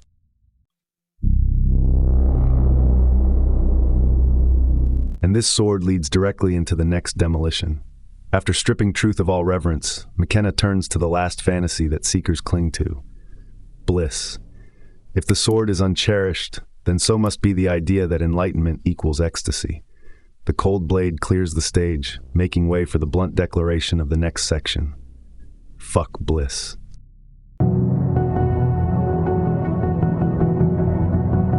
Has anyone supposed it lucky to be born? The question cuts deeper than the dismissal of bliss, because it undercuts the very baseline assumption you're standing on. To most people, birth is celebrated as gift, miracle, fortune.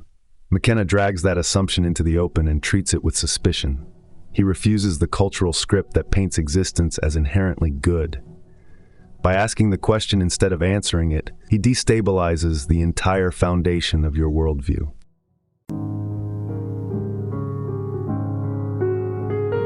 Whitman's line gives the chapter its title, but McKenna twists it into a weapon.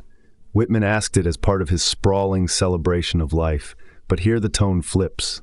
The phrase becomes acid instead of honey. Quoting Whitman isn't reverence, it's irony. It shows how even great poets repeat the comforting belief that life is a blessing, and how easily readers nod along without noticing the assumption buried inside the words.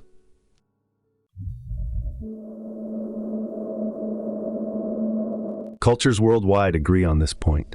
Life is good. Religions call it sacred. Families call it precious. Politicians call it a right. From birth, humans are trained to celebrate existence.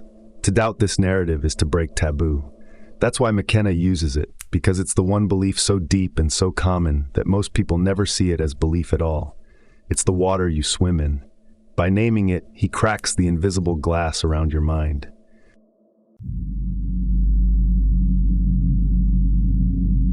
But look at life plainly, and the story shifts. To be born is to be condemned to suffering. Pain, decay, loss, disappointment, death. These are not side effects, they are baked into the deal. If you strip away the sugarcoating, existence doesn't look like a gift. It looks like a sentence. McKenna doesn't decorate this with philosophy. He throws it at you raw, because softening it would only protect the illusion.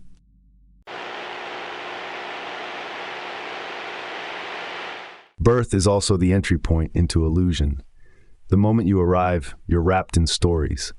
You're given a name, a family, a culture, a language.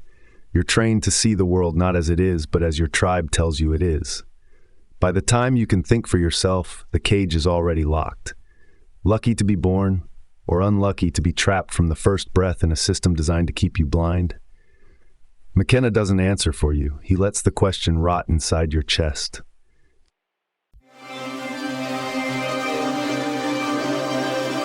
The desperation for meaning explains why people cling so hard to the life is good story. If you doubt it, you feel the abyss open beneath your feet. So humans repeat the mantra to themselves like a spell. Lucky to be alive, blessed to be here. It's a shield against mortality, against the fact that every life ends in death. McKenna forces you to see that the spell doesn't change reality. It only hides it.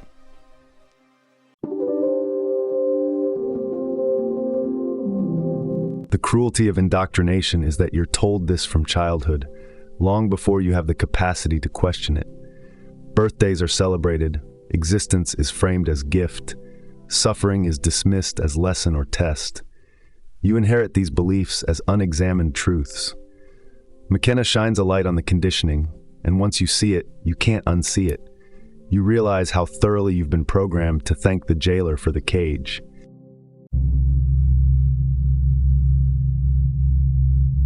The contrast between noisy affirmation and the silence of reality is stark. People shout about the miracle of life, sing hymns, write poems, invent philosophies. Meanwhile, truth remains silent. Existence doesn't declare itself lucky. It just is. The silence is harsher than the songs, but it's also more honest. McKenna points you toward that silence, where the need to dress life in sentiment collapses.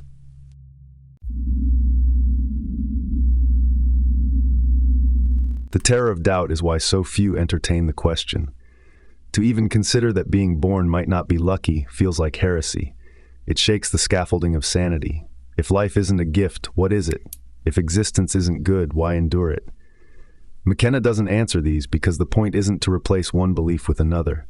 The point is to stare into the void without rushing to close it. The doubt itself is the doorway.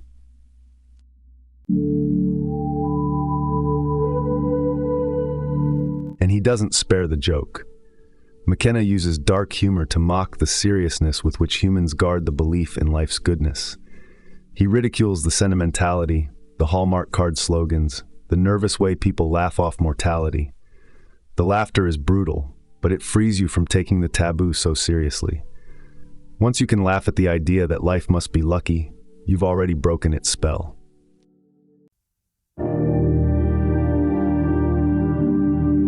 Freedom comes when sentimentality dies. Seeing life without the lucky illusion is not despair, it's clarity. It doesn't mean hating existence, it means no longer lying about it. Without the sugar, you can taste what's actually there. For most, that taste is bitter. For the few willing to swallow it, it's liberation. The honesty burns, but it's clean.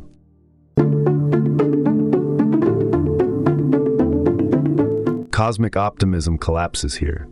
The belief that the universe is benevolent, that existence has a built-in kindness, that life is inherently good, all of it shatters under the weight of the question. Has anyone supposed it lucky to be born? You realize the assumption has been carrying you all along, and without it, the ground disappears.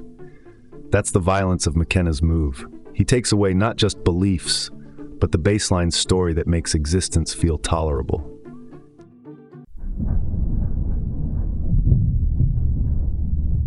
What follows is rawness. Once the comfort of life's supposed luck is gone, you're left with bare existence, just raw human things. That's the next step, the next cut. By stripping life of its sentimental glow, McKenna prepares you to face what existence really is, without masks, without songs, without sugar.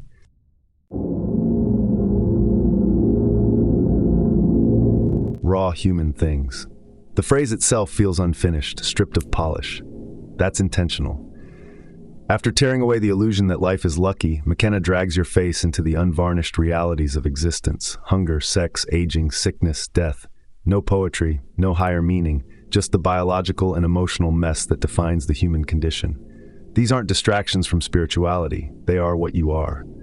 To pretend otherwise is to live in denial.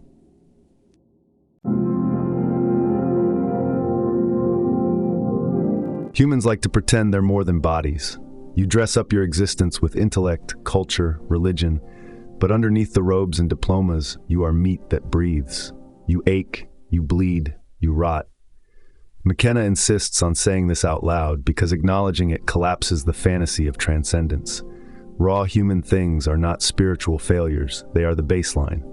Every philosophy built on denying them is fraud.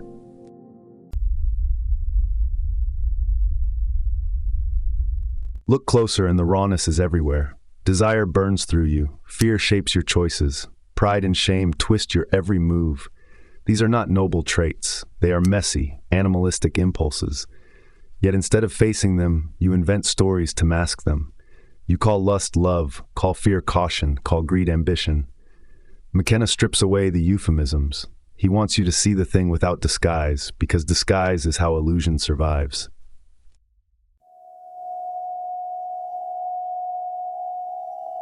Consider hunger. a raw human thing. No matter how enlightened you think you are, hunger will return every day to demand satisfaction. It doesn't care about philosophy. It doesn't wait for meditation to finish. It shouts, it gnaws. It reduces you to an organism scrambling for sustenance. That's what you are, a body tethered to needs.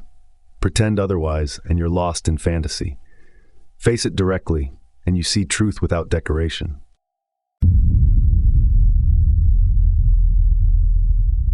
Sex is another raw fact. Every culture builds myths around it, moral codes, rituals, poetry. But beneath the stories is a drive as crude and powerful as hunger. It shapes behavior, controls economies, drives wars and religions. McKenna points to it not to condemn it, but to collapse the illusion that humans are pure, spiritual beings. You are animals compelled by desire, and pretending that desire is sacred doesn't make it less raw.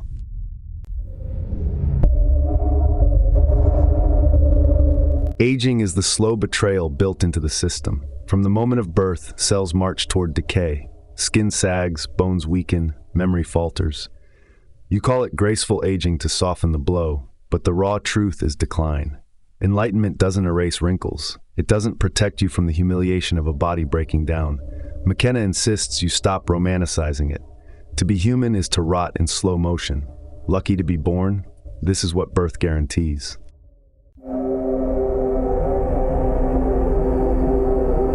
Illness strips away every illusion of control. Disease shows you that the body is not yours to command. It arrives uninvited, dismantles dignity, and reminds you that your identity is fragile scaffolding on a failing machine. People cover this reality with optimism, medical jargon, or spiritual slogans. McKenna refuses to cover it. Illness is a raw human thing. Face it without sugar, and you see how thin your defenses really are.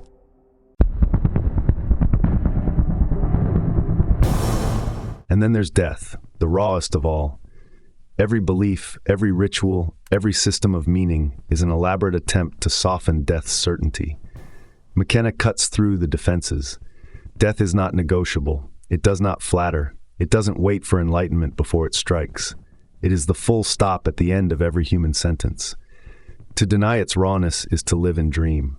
To face it without flinching is the closest thing to truth most will ever glimpse.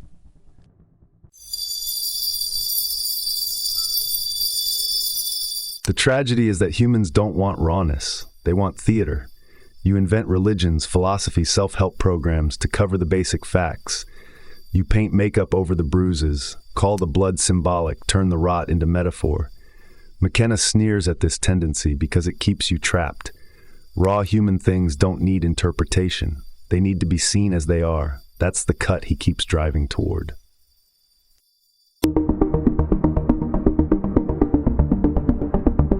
And he makes it funny, too. The humor is savage, but it keeps you awake. Imagine mocking the solemnity with which humans hide their animal truths. You spend centuries building temples to disguise the fact that you're scared, horny, hungry, and dying. McKenna laughs at the absurdity. That laughter is liberation. It tears the mask away with ridicule sharper than any sermon.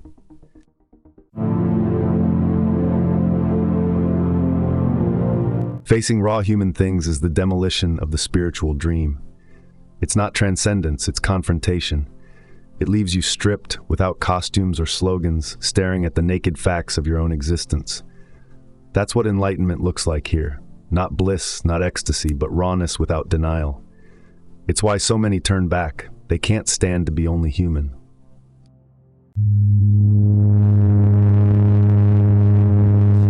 This section prepares you for the next unraveling. Once the mask is gone and the raw is exposed, McKenna moves into layers. Illusions stacked upon illusions, disguises built over rawness to protect you from it. You can't see the layers until you face the skin beneath. That's why he drags you here, to the bloody floor of reality before he starts peeling the rest away.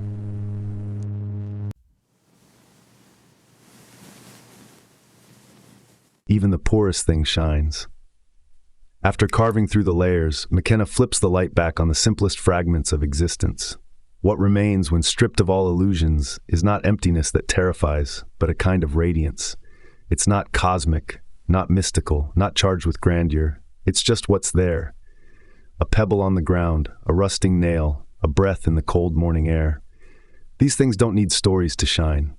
Their very being carries a clarity that can't be faked.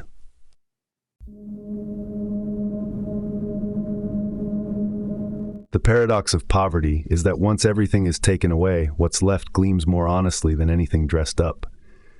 To call something poor is to say it lacks value in the human economy. But enlightenment exposes that economy as fraud. What you thought was worthless shows itself as luminous because it no longer competes with illusions of importance. The shine isn't added, it's uncovered by the collapse of value systems. Poverty reveals presence.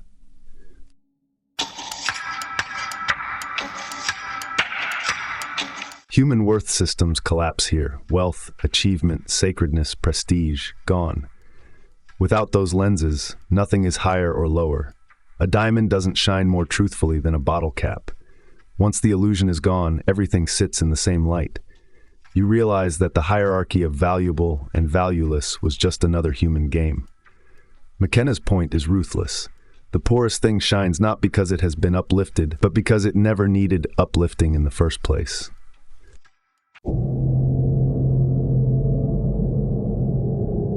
Ordinary radiance is the most overlooked phenomenon. Everyone waits for fireworks, visions, cosmic revelations. Meanwhile, truth glows quietly in the background of every moment. A chair, a leaf, dust motes in sunlight. The shine is not extraordinary. It's precisely its ordinariness that makes it so disarming. It doesn't announce itself. It just is. And it has been there all along, ignored by seekers too busy hunting for spectacle.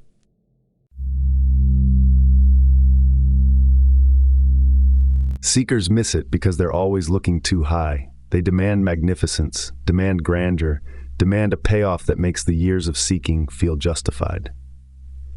When McKenna points to the poorest thing, he's pointing to what the seeker has dismissed as beneath them. Enlightenment doesn't arrive on golden wings. It's a pigeon shuffling on the sidewalk, a stain on a wall, a sound of traffic in the distance. You overlook it precisely because you've been trained to believe truth should be glamorous.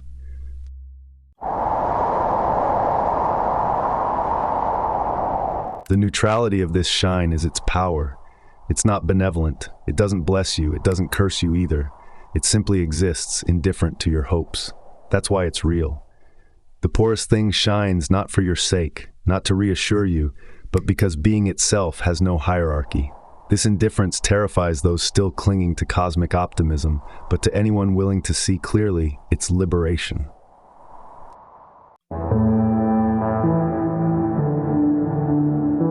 The ego finds this disappointing. It wanted transcendence, it wanted bliss, it wanted an aura around its identity. Instead, it's handed the poorest thing shining in its poverty. That simplicity feels insulting, as if the universe cheated you out of a reward. McKenna underlines the insult because it exposes the craving for drama. The shine is only visible once you stop demanding it look like salvation. Until then, you remain blind.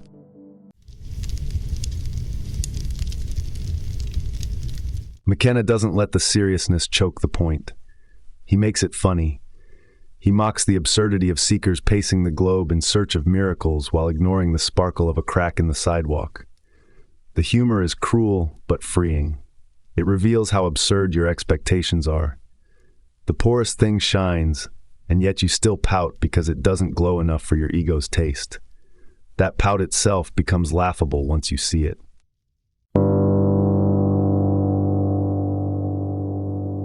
There's freedom in this poverty. Nothing needs to be special. Nothing needs to carry secret meaning.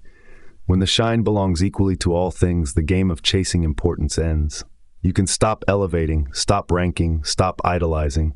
The poorest thing shines not because it competes, but because competition itself is gone. That's the release.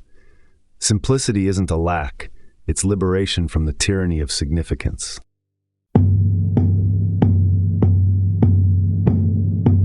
This glimpse of radiance sets the stage for poetry. McKenna now turns toward Whitman's Song of Myself as the next echo of this truth. The ordinary made luminous, the plain revealed as infinite. The poorest thing shines, and in that light, Whitman's celebration of everything, blade of grass, atom gesture, finds its place. From demolition to poetry, the current moves forward, carrying the same stark message. Everything shines when nothing is clung to.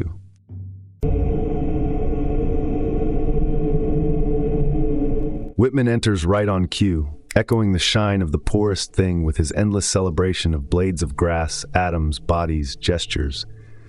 Where McKenna strips and mocks, Whitman expands and sings. Both are pointing to the same place. Ordinary existence is already complete, but Whitman bathes it in poetry. His lines are like open windows, reminding you that the infinite doesn't sit on mountaintops. It grows between cracks and sidewalks, whispers in the sound of your own breathing.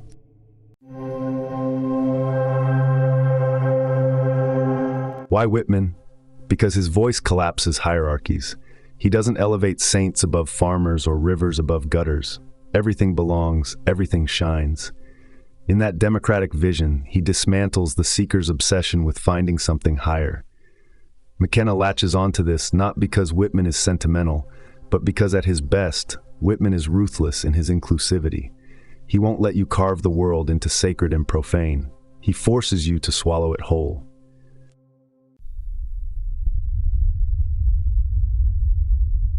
The poetry of ordinary things hits hardest. Whitman doesn't rhapsodize about distant heavens. He sings about kitchens, lovers, sweat, dirt.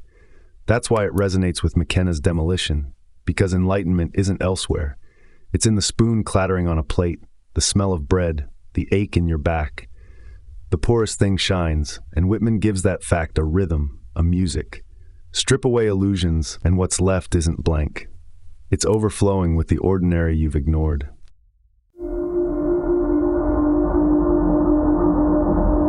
Whitman's tone is ecstatic, celebratory, and it feels like the opposite of McKenna's cold bluntness. But the two are not in conflict. They're describing the same truth from different angles. McKenna says, "Here it is, raw, indifferent, shining." Whitman says, "Here it is, endless, miraculous, singing." One feels like ice, the other like fire, but both burn away the illusion that you need to search beyond what is already in front of you.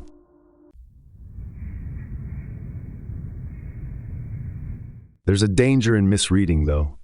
Whitman's joy can be twisted into sentimentality, into another comfort story about life's inherent goodness. McKenna won't let that happen. He frames Whitman not as a guru of optimism, but as a poet of raw presence. The shine Whitman describes is not sugar, it's clarity. If you turn his words into a lullaby, you've missed the point. They're not meant to soothe, they're meant to startle.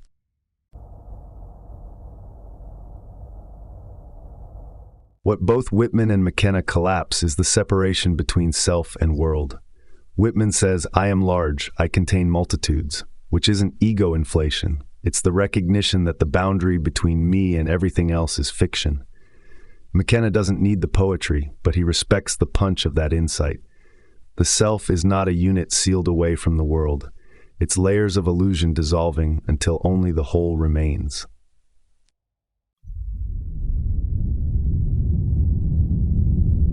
That's why poetry matters here.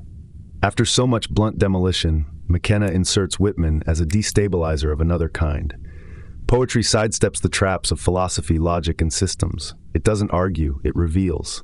A fragment of Whitman can do what 10 lectures can't, break through the rigidity of thought. That's why McKenna uses selections, not explanations. They don't define truth. They open a crack in the reader's defenses.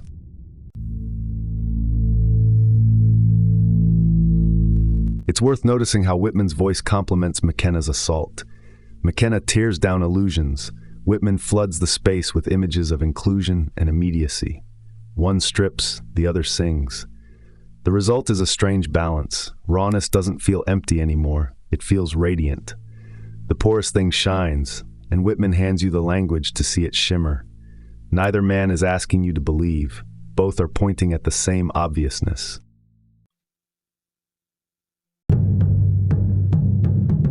And just when you're lulled into thinking you've got it, McKenna pulls the rug.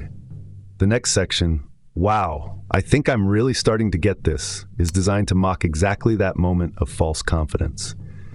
The Whitman interlude isn't a reward, it's a setup. A brief glimpse of radiance, followed by a slap reminding you that the ego will seize even poetry to claim progress. The shine is real, but your getting it is another illusion waiting to be cut.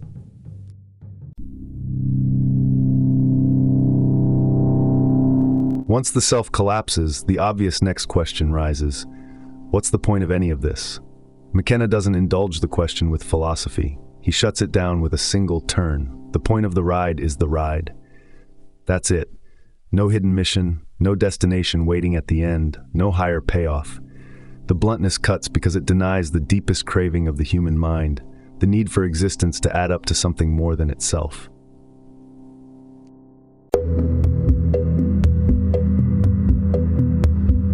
Humans demand purpose. You write religions to assure yourselves of divine plans, build careers around upward trajectories, turn every experience into another step toward improvement. The assumption is that life must lead somewhere, or it's a waste. McKenna torches that assumption. The search for purpose is just another ego trick, another way of refusing to face the void. You think a ride without a destination is pointless. He says it's the only honest description you'll ever get.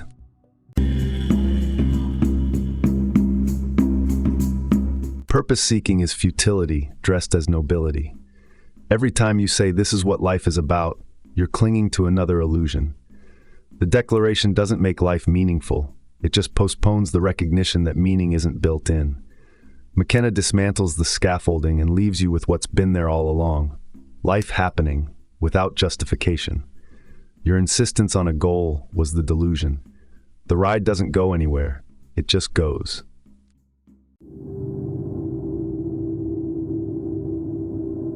That's why he uses the metaphor of a ride. A ride isn't a mission. It isn't judged by where it ends up. It's judged only by its motion, its immediacy, its unfolding. To call existence a path implies progress. To call it a ride denies that framework. The ride isn't about arrival. It's about movement itself. You can scream or laugh or cling to the safety bar, but the ride doesn't care. It runs until it stops, and then it's over.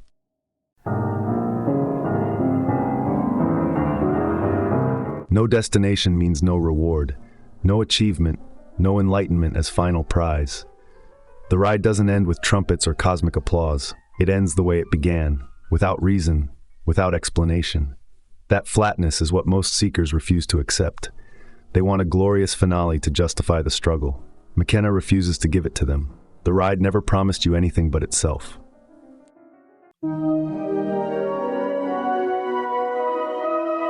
The ego feels cheated by this. It invested years into practices, rituals, disciplines, hoping for a payoff. To be told the ride is the point feels like theft. It's not theft, it's exposure. The ego built its survival around the fantasy of arrival. Strip that away, and its disappointment is the proof of its illusion. The ego wants interest on its investment. The ride doesn't deal in returns.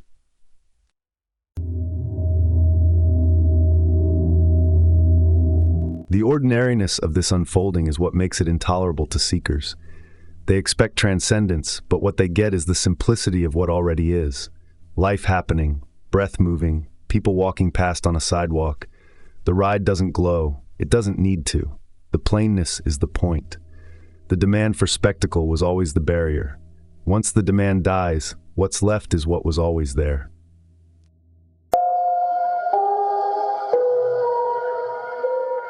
The terror of pointlessness is predictable. Humans equate lack of purpose with nihilism, as if meaninglessness must equal despair. McKenna rejects entirely. Pointlessness isn't despair, it's freedom. The fear comes only from comparison to your old expectations. Strip them away and nothing is lost. The ride doesn't need to be justified, it just is. The terror is only the ego mourning its illusions.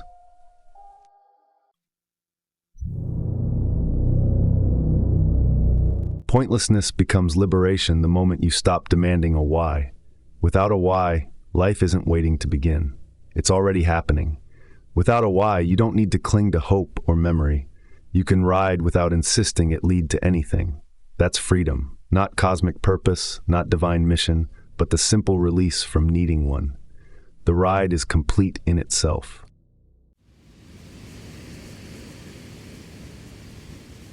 McKenna injects humor into this anticlimax.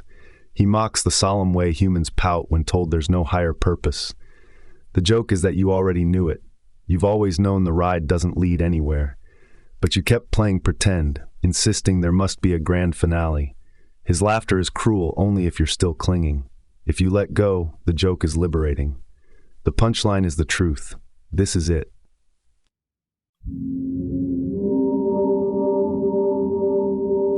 Living without why is the only way to actually live. Otherwise, you're forever waiting for the payoff, forever trying to cash in the ride for something better. McKenna's point is sharp. There is no cash out. There's no prize behind the curtain. There's only what's happening right now, as it happens. To drop the demand for more is to finally see that the ride doesn't need your approval. It was always complete.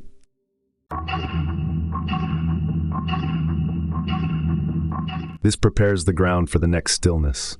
Once the need for a destination is gone, the ride settles into its own rhythm. No rush, no goal, no drama.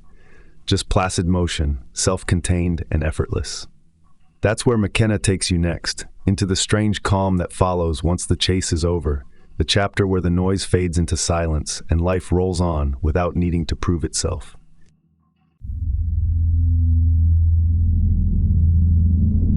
So placid and self-contained. The phrase feels like an answer to the ride. After stripping away meaning and purpose, the only thing left to say about life is that it sits there, calm, steady, unmoved. McKenna isn't giving you ecstasy or transcendence, only the picture of reality as something that doesn't reach out, doesn't need embellishment. It holds itself. The calm isn't gifted to you. It's simply what remains once the illusion stops screaming.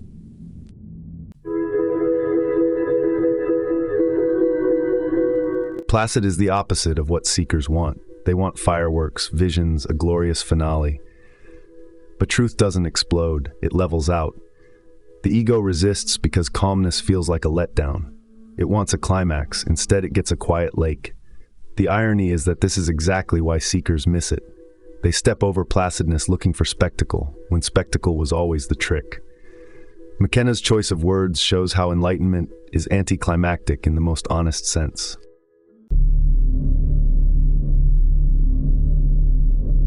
Self-contained means it doesn't lean on anything.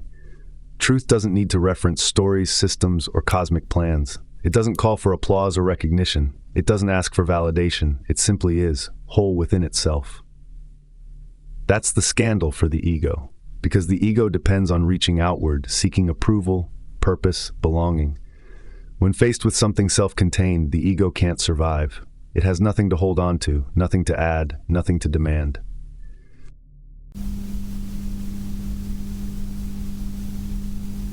The neutrality of reality unsettles people more than chaos. Chaos at least feels dramatic, alive, important. Neutrality feels empty, indifferent. McKenna insists that this indifference is the clearest expression of truth.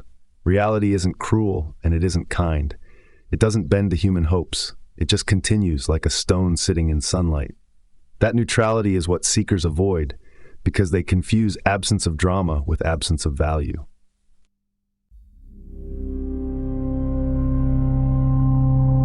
And yet there's beauty in this anticlimax. The calmness carries a strange dignity.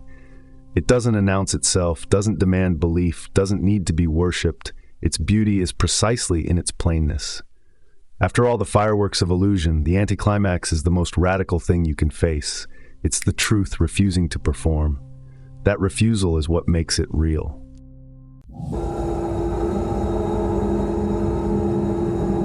Seekers miss it because they're trained to look for highs.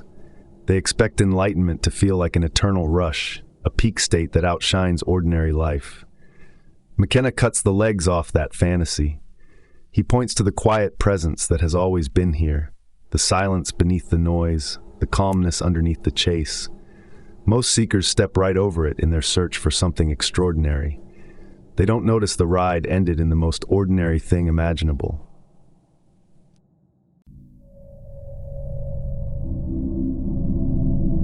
The ordinariness is what makes it powerful. There's no technique, no secret ritual, no cosmic password. The truth is closer to silence than spectacle, closer to stillness than ecstasy. You don't have to attain it. You don't have to climb mountains for it. You don't even have to understand it. You only have to stop demanding it be more than it is. The placidness was always the baseline. You were too busy hunting for noise to notice.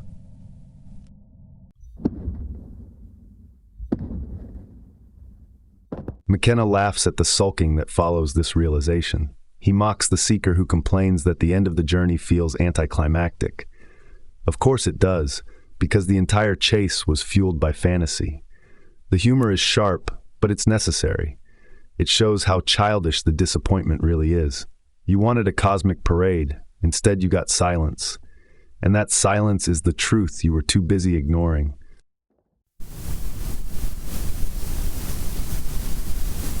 What's left is a calm so stable, it doesn't need to be defended. It doesn't rise or fall. It doesn't arrive or leave. It's not a state you achieve. It's what remains when all the layers of illusion, hope, and drama are gone. The placidness is what reality looks like without story. It's not spectacular, but it's steady. And once you see it, you realize it was there all along, waiting underneath every moment.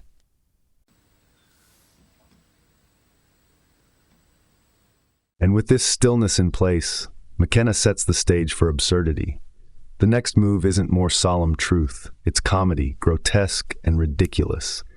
I don't eat human eyeballs follows directly, a reminder that even after stillness, seekers will try to turn it into another performance.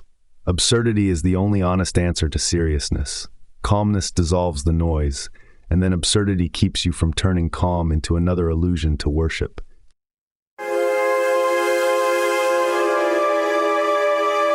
I don't eat human eyeballs. That's the line. After the stillness of placid truth, McKenna detonates absurdity. It's grotesque, comic, and pointed all at once. He knows readers come loaded with solemn expectations, ready to put the enlightened figure on a pedestal. By saying something outrageous, he yanks the rug out, mocking the assumption that awakening turns someone into an alien creature who eats, breathes, or behaves in ways utterly unlike the rest of humanity. The punchline is that he doesn't.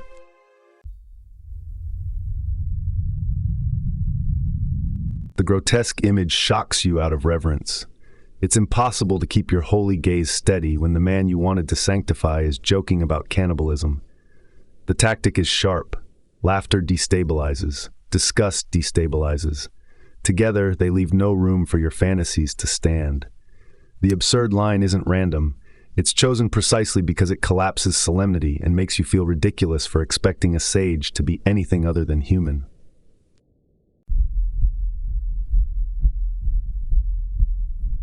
Seekers love to imagine enlightened figures as exotic. Strange diets, cryptic sayings, magical powers, bizarre habits. You expect the master to live outside the laws of the ordinary. McKenna ridicules that projection. He doesn't glow in the dark, doesn't read minds, doesn't consume eyeballs in some mystical ritual. Enlightenment, in his telling, is so plain it feels insulting. The joke drags your fantasies into the dirt and leaves them there, twitching.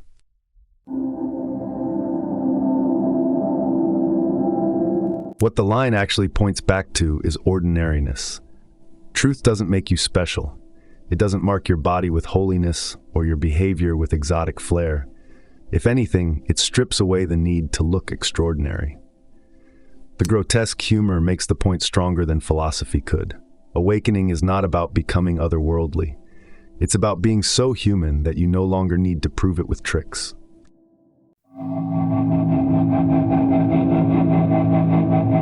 Humor here isn't decoration, it's demolition. Serious arguments against reverence might still leave you clinging to scraps of it. Absurdity leaves nothing to cling to. Once you've laughed at the image, the pedestal is gone. Reverence crumbles faster under a punchline than a lecture. That's why McKenna leans into the ridiculous. It doesn't just make you laugh, it makes worship impossible.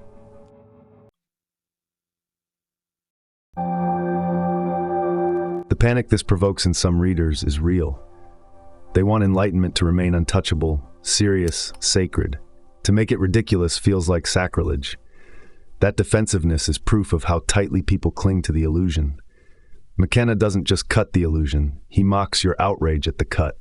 If your sense of truth depends on keeping it safe from humor, it was never truth to begin with.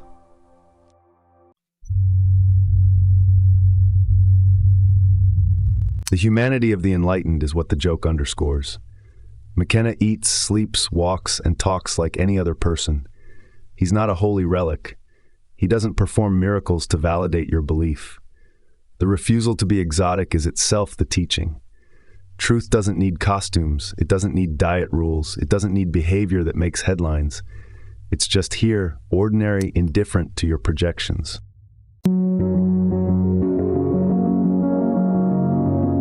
The futility of expectation is what this cuts down to. No ritual, no diet, no gesture will ever prove enlightenment. You can't pin it to behavior because behavior is just human activity. The need for proof is the ego's last move. If it can see enlightenment displayed, then it can try to copy it. McKenna refuses to give that satisfaction. He gives you absurdity instead, making it clear there's nothing to imitate.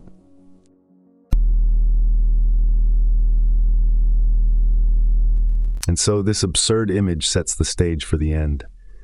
After calmness, after absurdity, there's only the final question left. Why not? McKenna isn't interested in leaving you with a clean system or a safe conclusion. He leaves you with absurdity ringing in your ears, and then one final provocation. The eyeballs are the joke that cracks the seriousness wide open, so that when the last challenge arrives, you're too destabilized to cling to anything at all.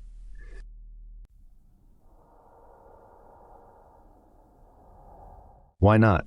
That's where McKenna leaves you. After the absurdity of eyeballs and the anticlimax of calm, he doesn't tie the threads together. He doesn't hand you a resolution. He tosses a shrug in your direction and walks away. The phrase is maddening because it denies closure.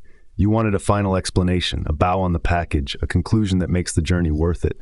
Instead, you get an opening, a space, a dare. Why not?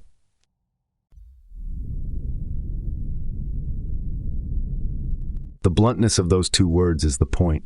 They're disarming. They refuse to let you build another philosophy out of the rubble.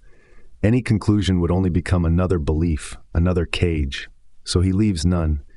Just a pair of words so light they feel like nothing, but so heavy they can haunt you for years. Why not? It's the final strike disguised as a joke, the silence disguised as language.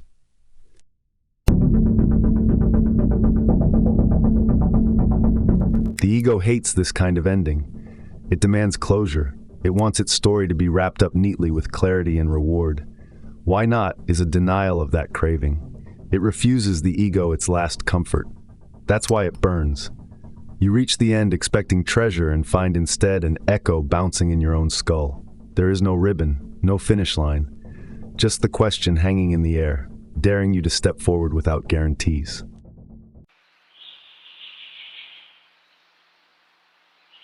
Hidden inside is the challenge. Why not awaken? Why not see through your illusions right now, instead of waiting for the perfect teacher, perfect practice, perfect timing? The words cut off excuses before they can form. Every reason you give for postponing looks flimsy in the face of the question. Why not now? Why not this breath, this moment, this collapse of story? The question is no longer rhetorical. It's pointed at you.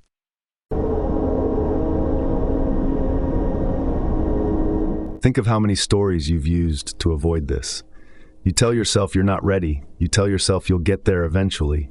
You tell yourself it takes lifetimes. Why not sets fire to all those defenses. It doesn't give you time to prepare. It doesn't offer reassurance. It leaves you with no one to blame if you keep hiding. That's why it works. It corners you. You can squirm, but you can't escape the simplicity of the demand.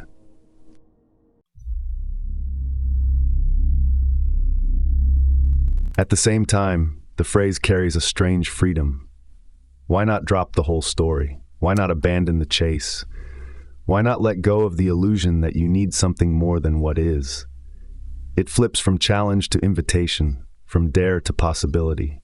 It's lighter than all the heavy seriousness of the search. You can almost feel the relief in it, as if he's telling you it doesn't have to be so hard.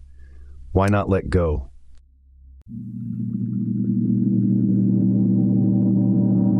There's humor in ending this way. After hundreds of pages tearing illusions apart, McKenna doesn't thunder with wisdom. He shrugs. It's almost funny how casual it is. No fireworks, no halo, no profound final sermon, just a dismissal of all expectations. That humor carries its own sharpness because it highlights how desperate humans are to be taken seriously.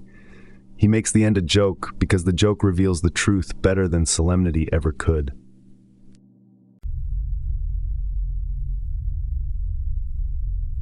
The openness unsettles most readers. Without a clear ending, they feel cheated. They squirm in the unresolved silence. But that's the whole point. The discomfort forces you to face the fact that you've been waiting for someone else to finish your story. McKenna won't do it for you. Why Not throws the responsibility back at you, and it leaves you exposed. You finish the book only to realize you're the one who has to make the cut.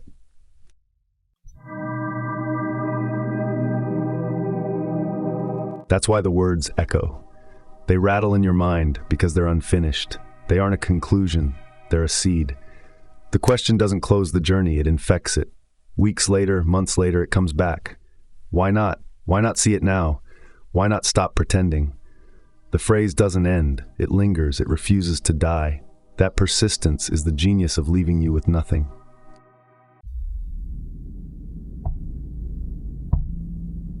And so the demolition is complete. Every belief, every idol, every hope of bliss, every demand for purpose has been cut down. You're left standing in the rubble, holding only two words. Why not? That's the final weapon. It's not heavy, it's not grand, but it's lethal to illusion. It gives you nothing to hold, nothing to cling to, no excuse to wait. Only the void and the choice to step into it.